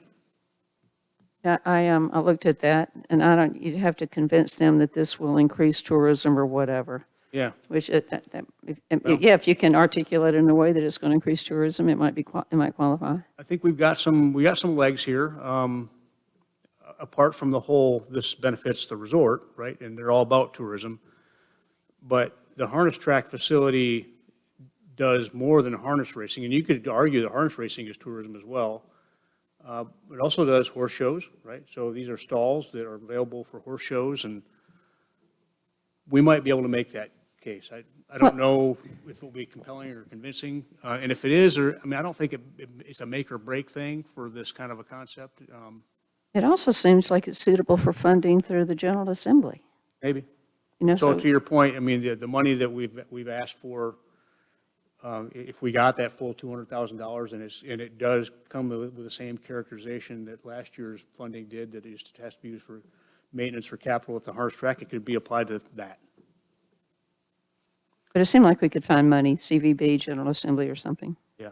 So Jeff, what are the next steps here for this then? So I just wanted to alert you to this and gauge whether or not you think this is an appropriate attempt at a compromise, and if so, then I can reach back to DOT and let them know that you all are in general agreement with trying to pursue this, and then we're waiting for their dialogue with SHPO. And so the good news about this, well, going back to the funding sources, so, and this is part of I think the conversation that DOT needs to have with SHPO and with the Park Service, is that, okay, they vetoed this, but ultimately, what that causes is this project to get rolled back into the bigger Highway 5 project, which won't involve federal dollars, Yeah. which means they won't have the veto. So, I mean, can we just meet in the middle here somewhere? You know, Is the square barn, is that the Pinehurst Driving Club barn? There's a barn that faces Morganton, and up on the top, it's got They want Pinehurst. barn 1? No, that's That's barn 20. 1. There's That's one going to that come down. faces, it faces Morganton, so when you go down Morganton, you look up and you see at the top, it says Yeah, Pinehurst Driving it wouldn't Club. be affected. None of those barns are going to be affected in this plan. But that's great that if that barn, if that's the driving club barn, that it's left, it's fine. It's left, okay. that would be the intent, is to leave that one in place. Is that a 3-lane road or a 2-lane road? It's depicted as a 2-lane. Of course, when you get closer to that intersection, there'd be a turn lane there somewhere, so.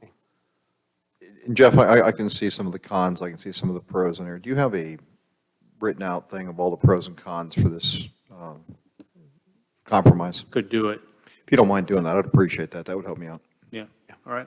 The good thing about this is it saves one barn, takes down another, which was going to come down anyway. Mm-hmm. Maybe we can rebuild that other barn somewhere, as Jeff has said.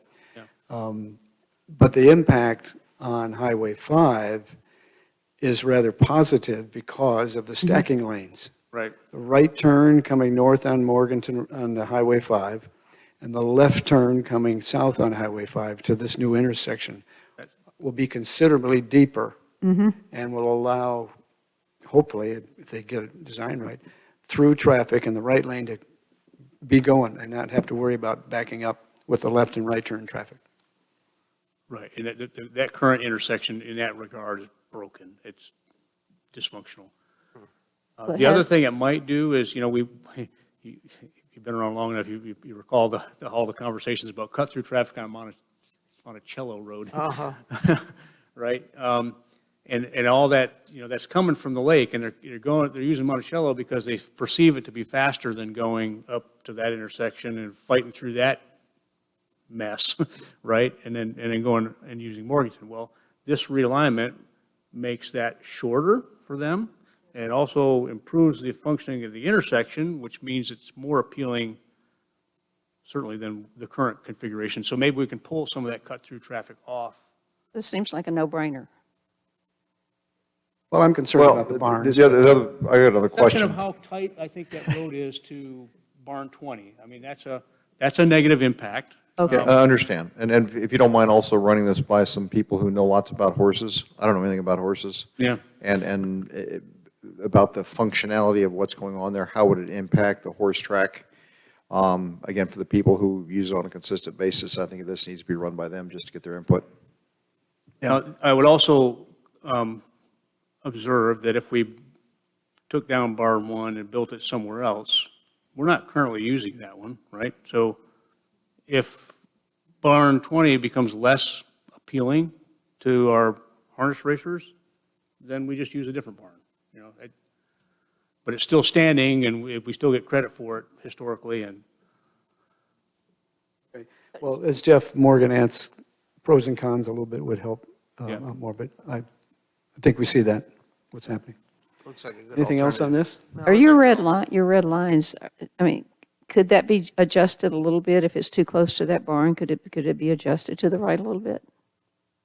yeah, I mean, it really is we're threading the needle there, because the resort, you know, if they're going to continue to use that building, they got to be able to access it from the rear and turn around vehicles back there and stuff. Okay. So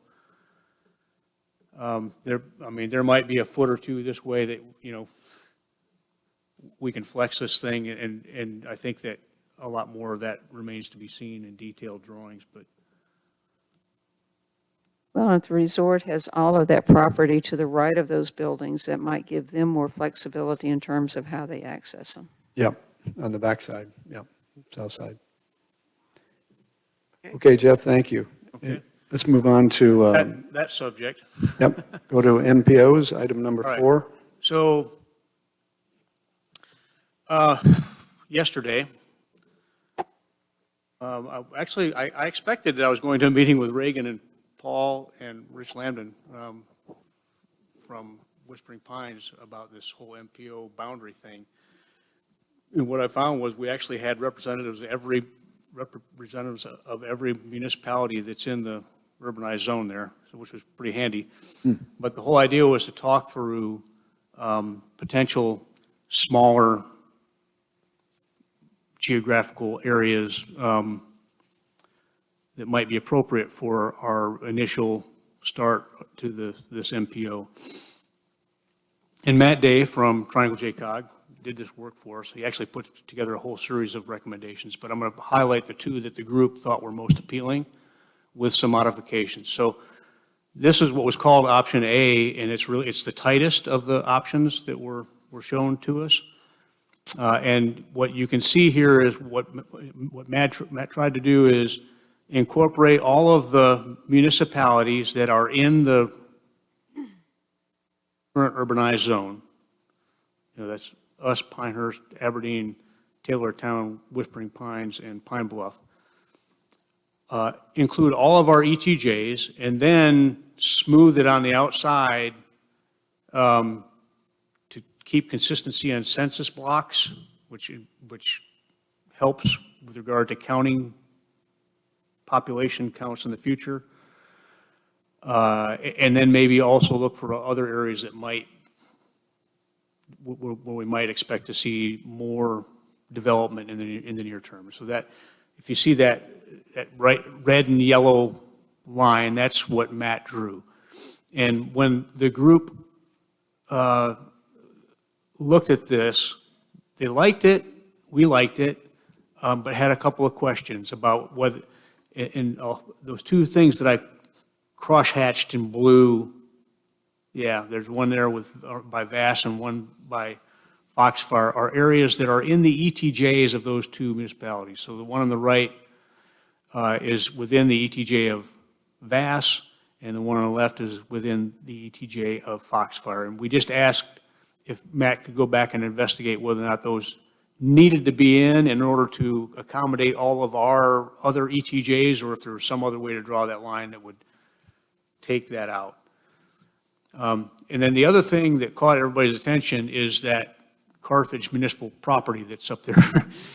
You know, that's their water supply property. It truly is a municipal property. There are no homes on it. There never will be any homes on it, but we're scratching our heads wondering what this means.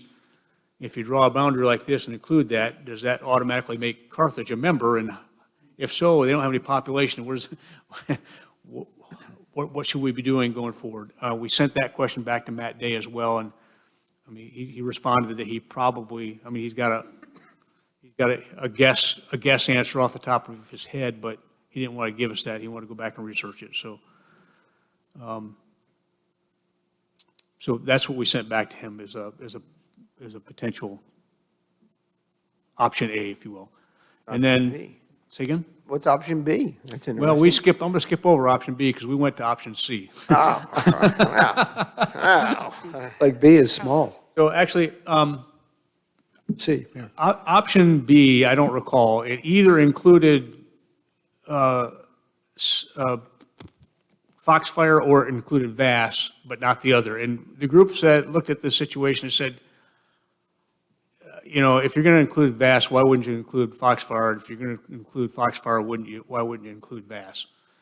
So we went right to C and said, okay, so you got these boundaries, but how about if you try to shrink those back to something that's more like option A, but just includes the addition of Foxfire and Vass? And so that's going back to Matt, and we're hopeful that both these options, he can refine both these options in time for the scheduled meeting between all the municipalities that's on the calendar for next Monday, 2 o'clock.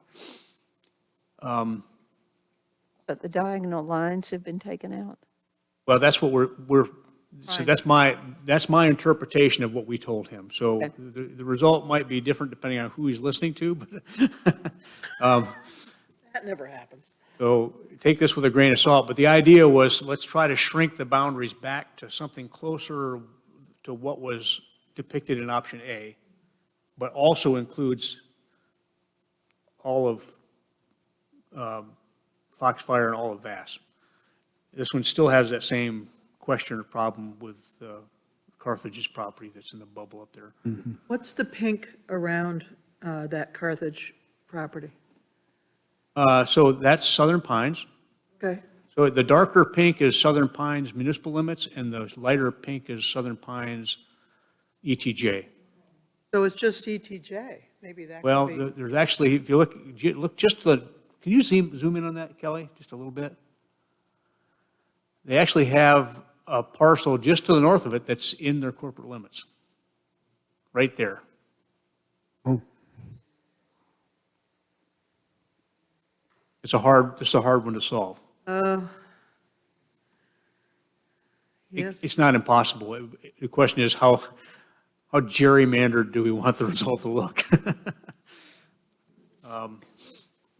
So a little bit about the dialogue. Like I said, we had representatives from all of our core municipalities there. As it turns out, some of them were managers and some of them were elected officials. What we heard from the group was that everybody has had at least the opportunity to talk about it with their boards. Not everybody is at the same point we are, where you have taken a stated position that we want to make it small. But every municipality was in agreement that it should be small, at least based on the representation that was there. So we'll take this back and we'll have that conversation with the larger group and DOT on Monday. Jeff, were Foxfire and Vass represented in one way or another? They were not, They were because they're not. not part of the core group. So, if we get to the point that they are in the preferred option, the next step would be to invite them Yeah. Okay. and then have that negotiation about how to include them. And what about the decision on leadership? Didn't even come up. Okay. Okay. I think at this point, it's still unchanged. We're the only local government, we're the only Entity. municipality that has suggested that we have interest in doing it. I think it's possible that Southern Pines might also say that they have interest in it. I don't get the impression that Aberdeen has interest in it. I think Moore County has interest in it. I think Triangle JCOG has interest in it. They've told us that. What, And the county is very interested in this, though, as we know. Sorry? The county has its own ideas about this, as we've heard at the Well, earlier they'd like meetings. it to be the Yeah. whole county, yeah. Yeah. Right. Okay. Pat? I was going to, Dr. Morgan had sent us some emails, and you've been following this certainly closer than I. Do you have any thoughts or anything more we would need to know about this that we don't know or we haven't thought about? From my perspective, no. I reported this earlier on today, kind of the conversations that I'd had, and a lot of that was through email with Lee Worsley, if I'm pronouncing his name correctly, who's executive director for the TJCOG group. Now, the name Matt Day, which was referenced by Jeff just a minute ago, was the same guy that he's like, if you want more information, you can, talk to Matt, which obviously our team's already plugged into. And I included Jeff and a couple other people on the staff on the exchange I had email-wise. And again, as I mentioned before, my initial glance was that there's monies going Yes. to some place, and I wanted to make sure we're getting our share of that. But any case, we are going a different direction right now than what Durham has done. He certainly led me to believe that that's open to us if we wish to have their assistance. Yep. They have a lot of help in there, but I think we're moving along in our own path right now. And Lee and Matt have been very helpful throughout this process. You may recall that we started this conversation when Lee and Matt told us that we had this problem to solve. And they came down here and met with, initially started with, I think it was just Paul and Reagan and I to talk about moving this process forward. And they've been very helpful from day one to How help we us doing chart this course. timetable-wise? We know we got these deliverables at the end of the year. We okay? I think we're in pretty good shape. Assuming we can get something relatively concrete to show the group on Monday. What was suggested by, actually with Matt early on, was that we should have this boundary decided upon and agreed upon by late June sometime. So, Okay, so we're close. We're ahead yeah, of schedule. now we have to get to the point of it, we agree as a group, and then it goes back out, and boards approve it, and then it comes back. So there's some administrative time that we have to factor into that, but I think we're in pretty good shape. Thank you. All right? Good. And Jeff, that meeting is next Monday, I think you said, at 2 o'clock, and back up in Carthage. I have that down, I think. Good. All right.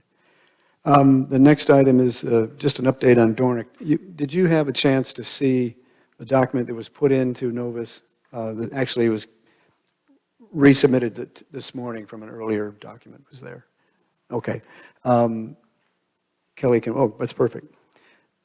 This is what I've discussed before. I put it into a format that I would like to send to Dornick to outline specifically the general agreement ideas that we've been talking about. The only thing that has changed here is, you recall the Dornick folks used the word twinning as a description for the relationship that can exist from one town to another in their experience. And they made the suggestion, which I think is a good one, that the real wording should be as in the first paragraph there. It's proposed cooperative liaison of mutual benevolence agreement between Pinehurst, North Carolina, and Dornick, Scotland. And then I just list there the issues we've talked about here before, which is the birthplace to workplace idea and the respective founding dates to exchange information through the year related to what's going on in our Gulf communities, the life of Donald Ross. And then the third and fourth points, again, as we've, I think, mentioned before, have to do with potential development between the what's called the History Links Museum in Dornick and the Tufts Archives here in Pinehurst. We know there's some potential there to develop a relationship over time. No details at this point. And then the fourth point is a general agreement about emphasis on environmental awareness, sustainable golf tourism, which Dornoch as a town and as a golf club have similar to, I think, some of our interests here in Pinehurst. And again, that's not fully developed yet, but if it is, it just marks the point that there would be some coordination probably with the USGA, the RNA, which is the Royal and Ancient organization, which works with the USGA on golf testing standards and rules, and the possibility of the country club being involved in those discussions as well. But there's no commitment to that at this point in time. So that's that update, and what I would like to do is to take this and send it to Dornoch. I think they would want to prepare some similar document on their own or use this as a form, whatever. And then the founding dates shown in paragraph 2 looks to be July 9th, 1895, when 500 and some acres were purchased by James Walker Tufts. And I'm afraid we're trumped a little bit by Dornoch that goes back to July 14, 1628. So I don't know that we'll do that, but it's really the time calendar of the year. So take a look at that, but I think we're in agreement and have been with this idea, and I'll take it forward on this if that's all right. I think it's really cool, I suppose. really cool. Okay. Good idea. Good. I love it. All right, I will proceed, and we'll have to get Scottish accents as we go forward. Or maybe at 9 at night, a wee dram in the midst of the meeting. Okay, you've got one more here, Jeff, I think, a land swap. Yes. But this is in Novus now, if you hadn't seen it. It is Developments are Novus. coming real fast on this one, so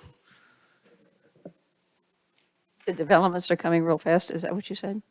What did you just say? this is the proposed land Yeah. swap between us and the county for, we would get And, the water tank property and they'd get the Juniper Lake. I thought you said something coming real fast. Oh, yeah. Thank you.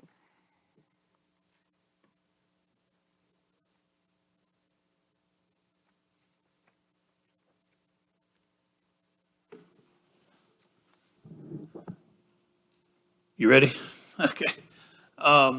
Jeff Batten, please proceed.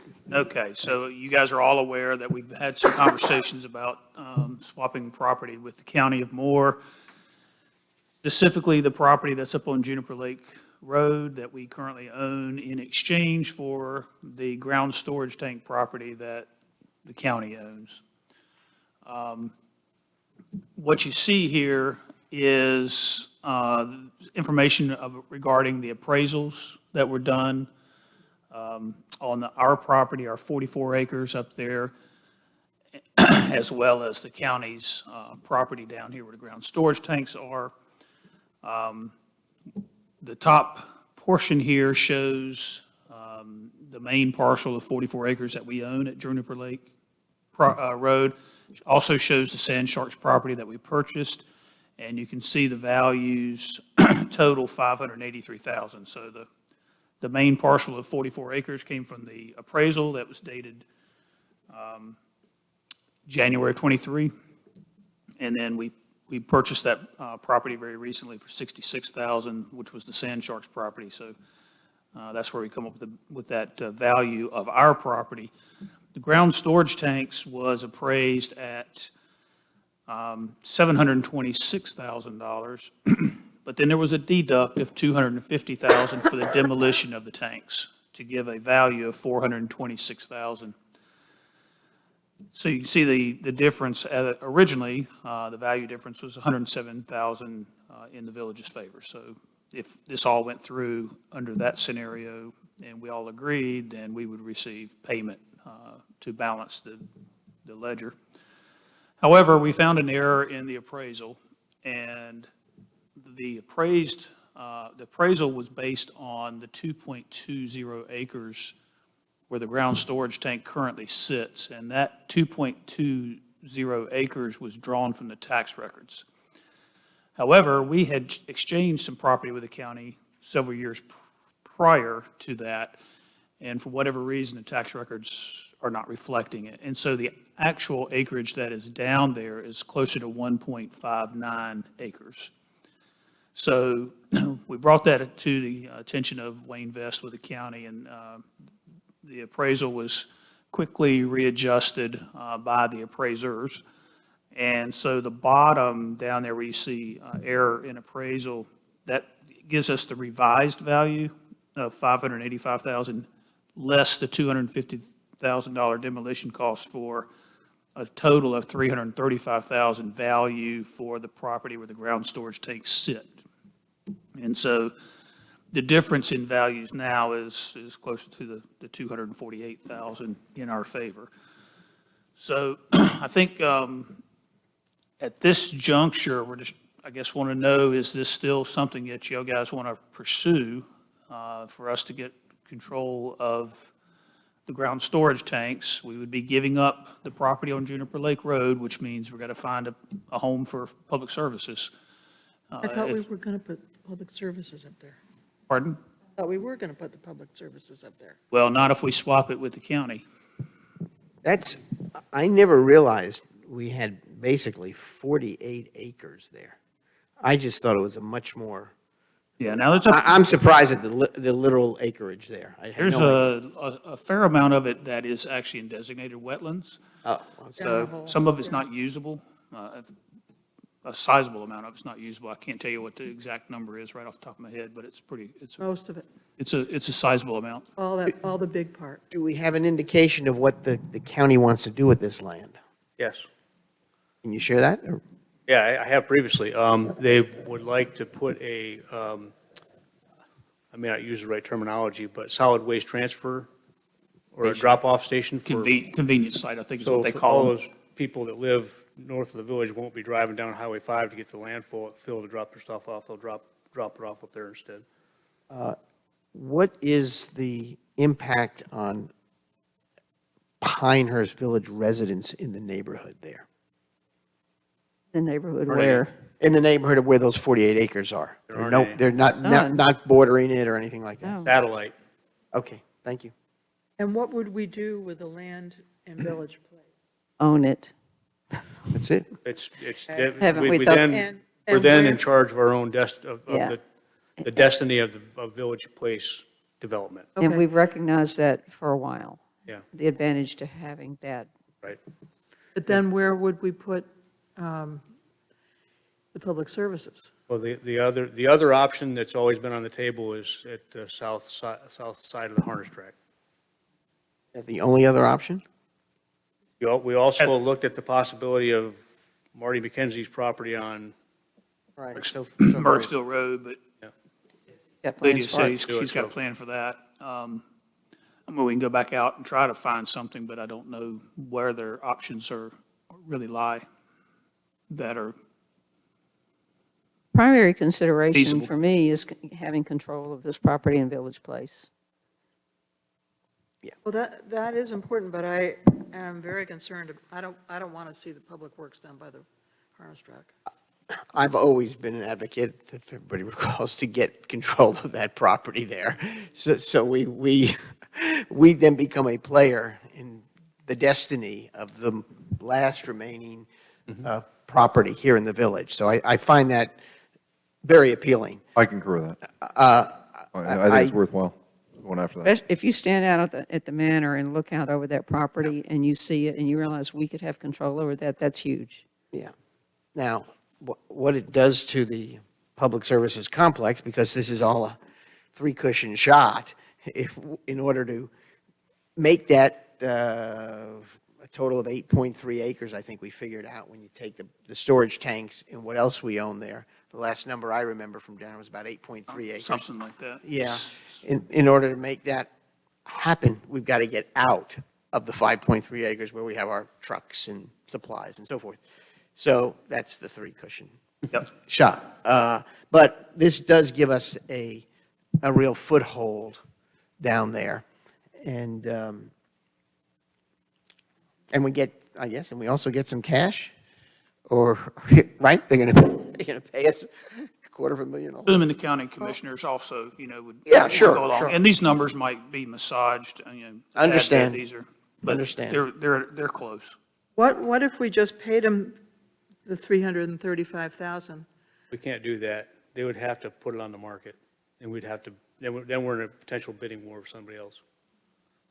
Yeah. And we recognize that as a possibility too. We lose. That this is by far the best way to get this property as opposed to having it go on the market and get in a bidding war with somebody else who might want it because of its location Yeah. and potential. But in that thought, while it's not developed yet, we could end up finding another piece of property and bidding on that property. Hey, Jeff, or Benton, or either way. Page 2 is the Juniper Lake property on the top, That's correct. showing the, what do you call that, the panhandle or the entrance? Yeah, that little flag lot there that Yeah, you see, flag that's lot, what the yeah. county currently owns. Right. We And the swapped middle- with them. 810 or whatever that number is. Thank What- you. What is that? That's the Sharks. That's Is that already owned by the, is that the piece that's owned by, I'm sorry, I'm not sure if I'm on understanding that which one. top Juniper Lake map, what is the not quite yellow shaded area, 810, with the number 810? That's what the county already That's the owns. That's what county, they own, yeah, that's that's what what I they thought. currently own right now. And And they have then some that public little services. box right in front of it, that's adjacent to the road and in between that and the road, that was the Sand Sharks property that we acquired. And then the balance is the 44 acres. Okay, and then, And then down below, where it shows 2.2 acres in that little highlighted, all I was showing you there was what the tax record was reflecting, was that 2.20 acres, but in reality, if you flip the page to page 3, that's really what is available down there. So the appraisal was based on 2.2 acres, but that's not what's actually there. They pulled that from the tax record, so I understand why they used it, but the tax record was not correct, wasn't updated. So Jeff, who owns parcel 201-618? well, that's the Frank next- Mazer, Oh, okay. That's the old fire station. Fire station. And Okay. including the land, right? he bought the fire station, we traded the county for this land, and then we traded Frank Mazer for the 6+ acres over by Bretton Woods on the west side of Highway 5, We kind of would, behind Trotter Hills. we would or we We did? did. Did, That's what I thought. Yeah, we I did. remember that transaction. Okay. So the power plant land, though, really only touches at one little point. No, it has a border with the current public services yard. Yeah. yeah, that little triangle there, that's, I think, Yeah, 216, that's ours. right. We already Okay. own that. So it does touch, yeah, okay, so we have access. And Power Plant Road, the parking lot of the brewery, what looks like the parking lot, is actually our right-of-way. We actually own that, Oh, that road and parking area. we do. We do. Oh, and is that the orange line that comes off the top of the power plant map? The orange line that is coming off there is a parcel that was given, dedicated to us by the resort at the time that the brewery was being developed. There was some impervious surface calculations and issues that were going on there. Anyway, we set it up so that the power plant road, which is in fact, right now, the parking lot for the brewery, is in fact our road. It's actually got a street sign out there that says power plant on it. You know, eventually it would have looped around and tied back into the power plant stub off that comes off of Community Road, which is not, you can't Right. really see on this map. It's just a little bit off of it, but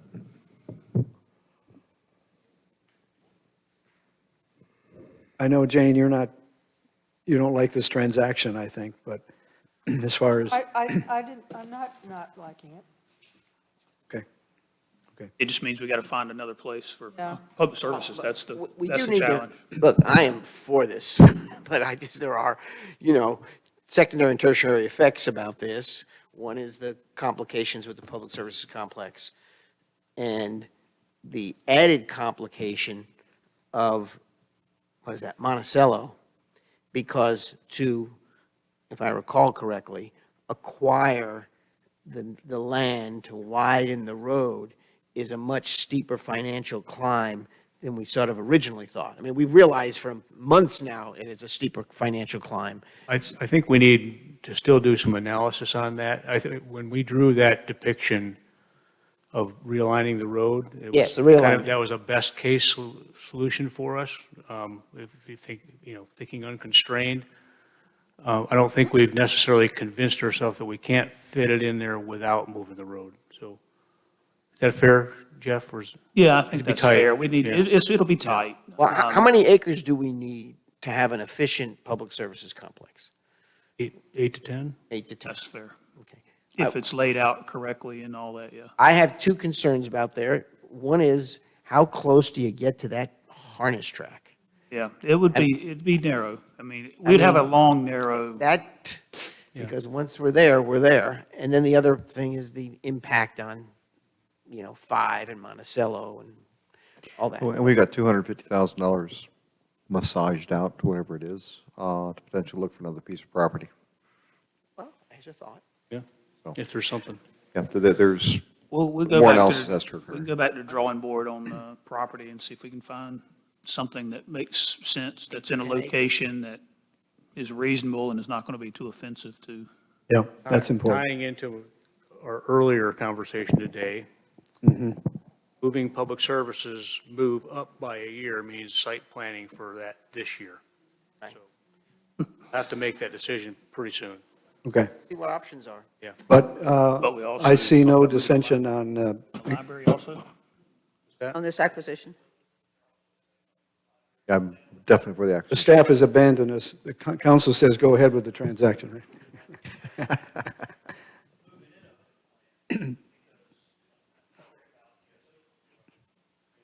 All right. That was just an idea.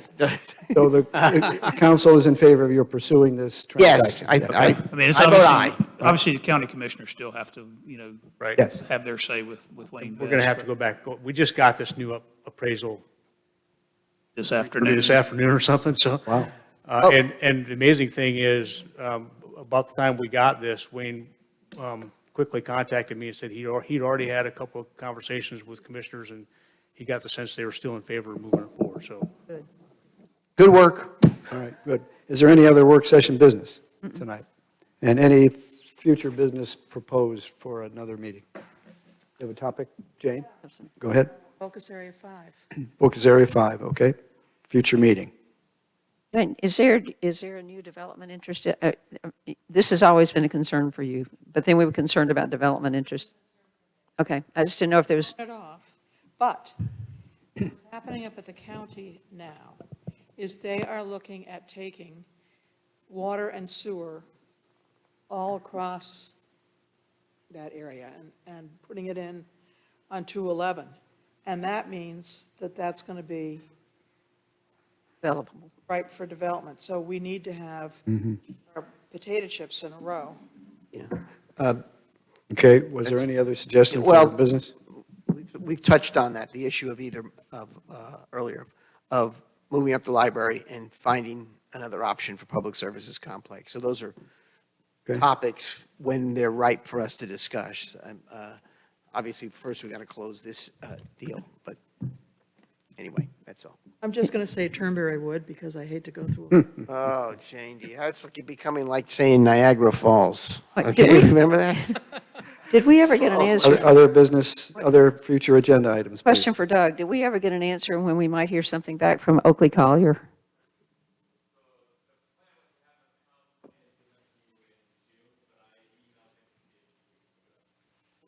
What was the answer? The question had to do when Oakley Collier might come to present to council its current findings for the library archives. And the response was, they may be in June, but we're not sure yet. He's trying to He's get him going to try to move up. it up. Okay? Any other items for future discussion? Is there a motion to adjourn? I motion that we adjourn this meeting. At Pizzella, is there a second? Second. Second by Jane Hogeman. All in favor, say aye. Aye. Any opposed? None? The meeting is adjourned. Thank you all for your good work.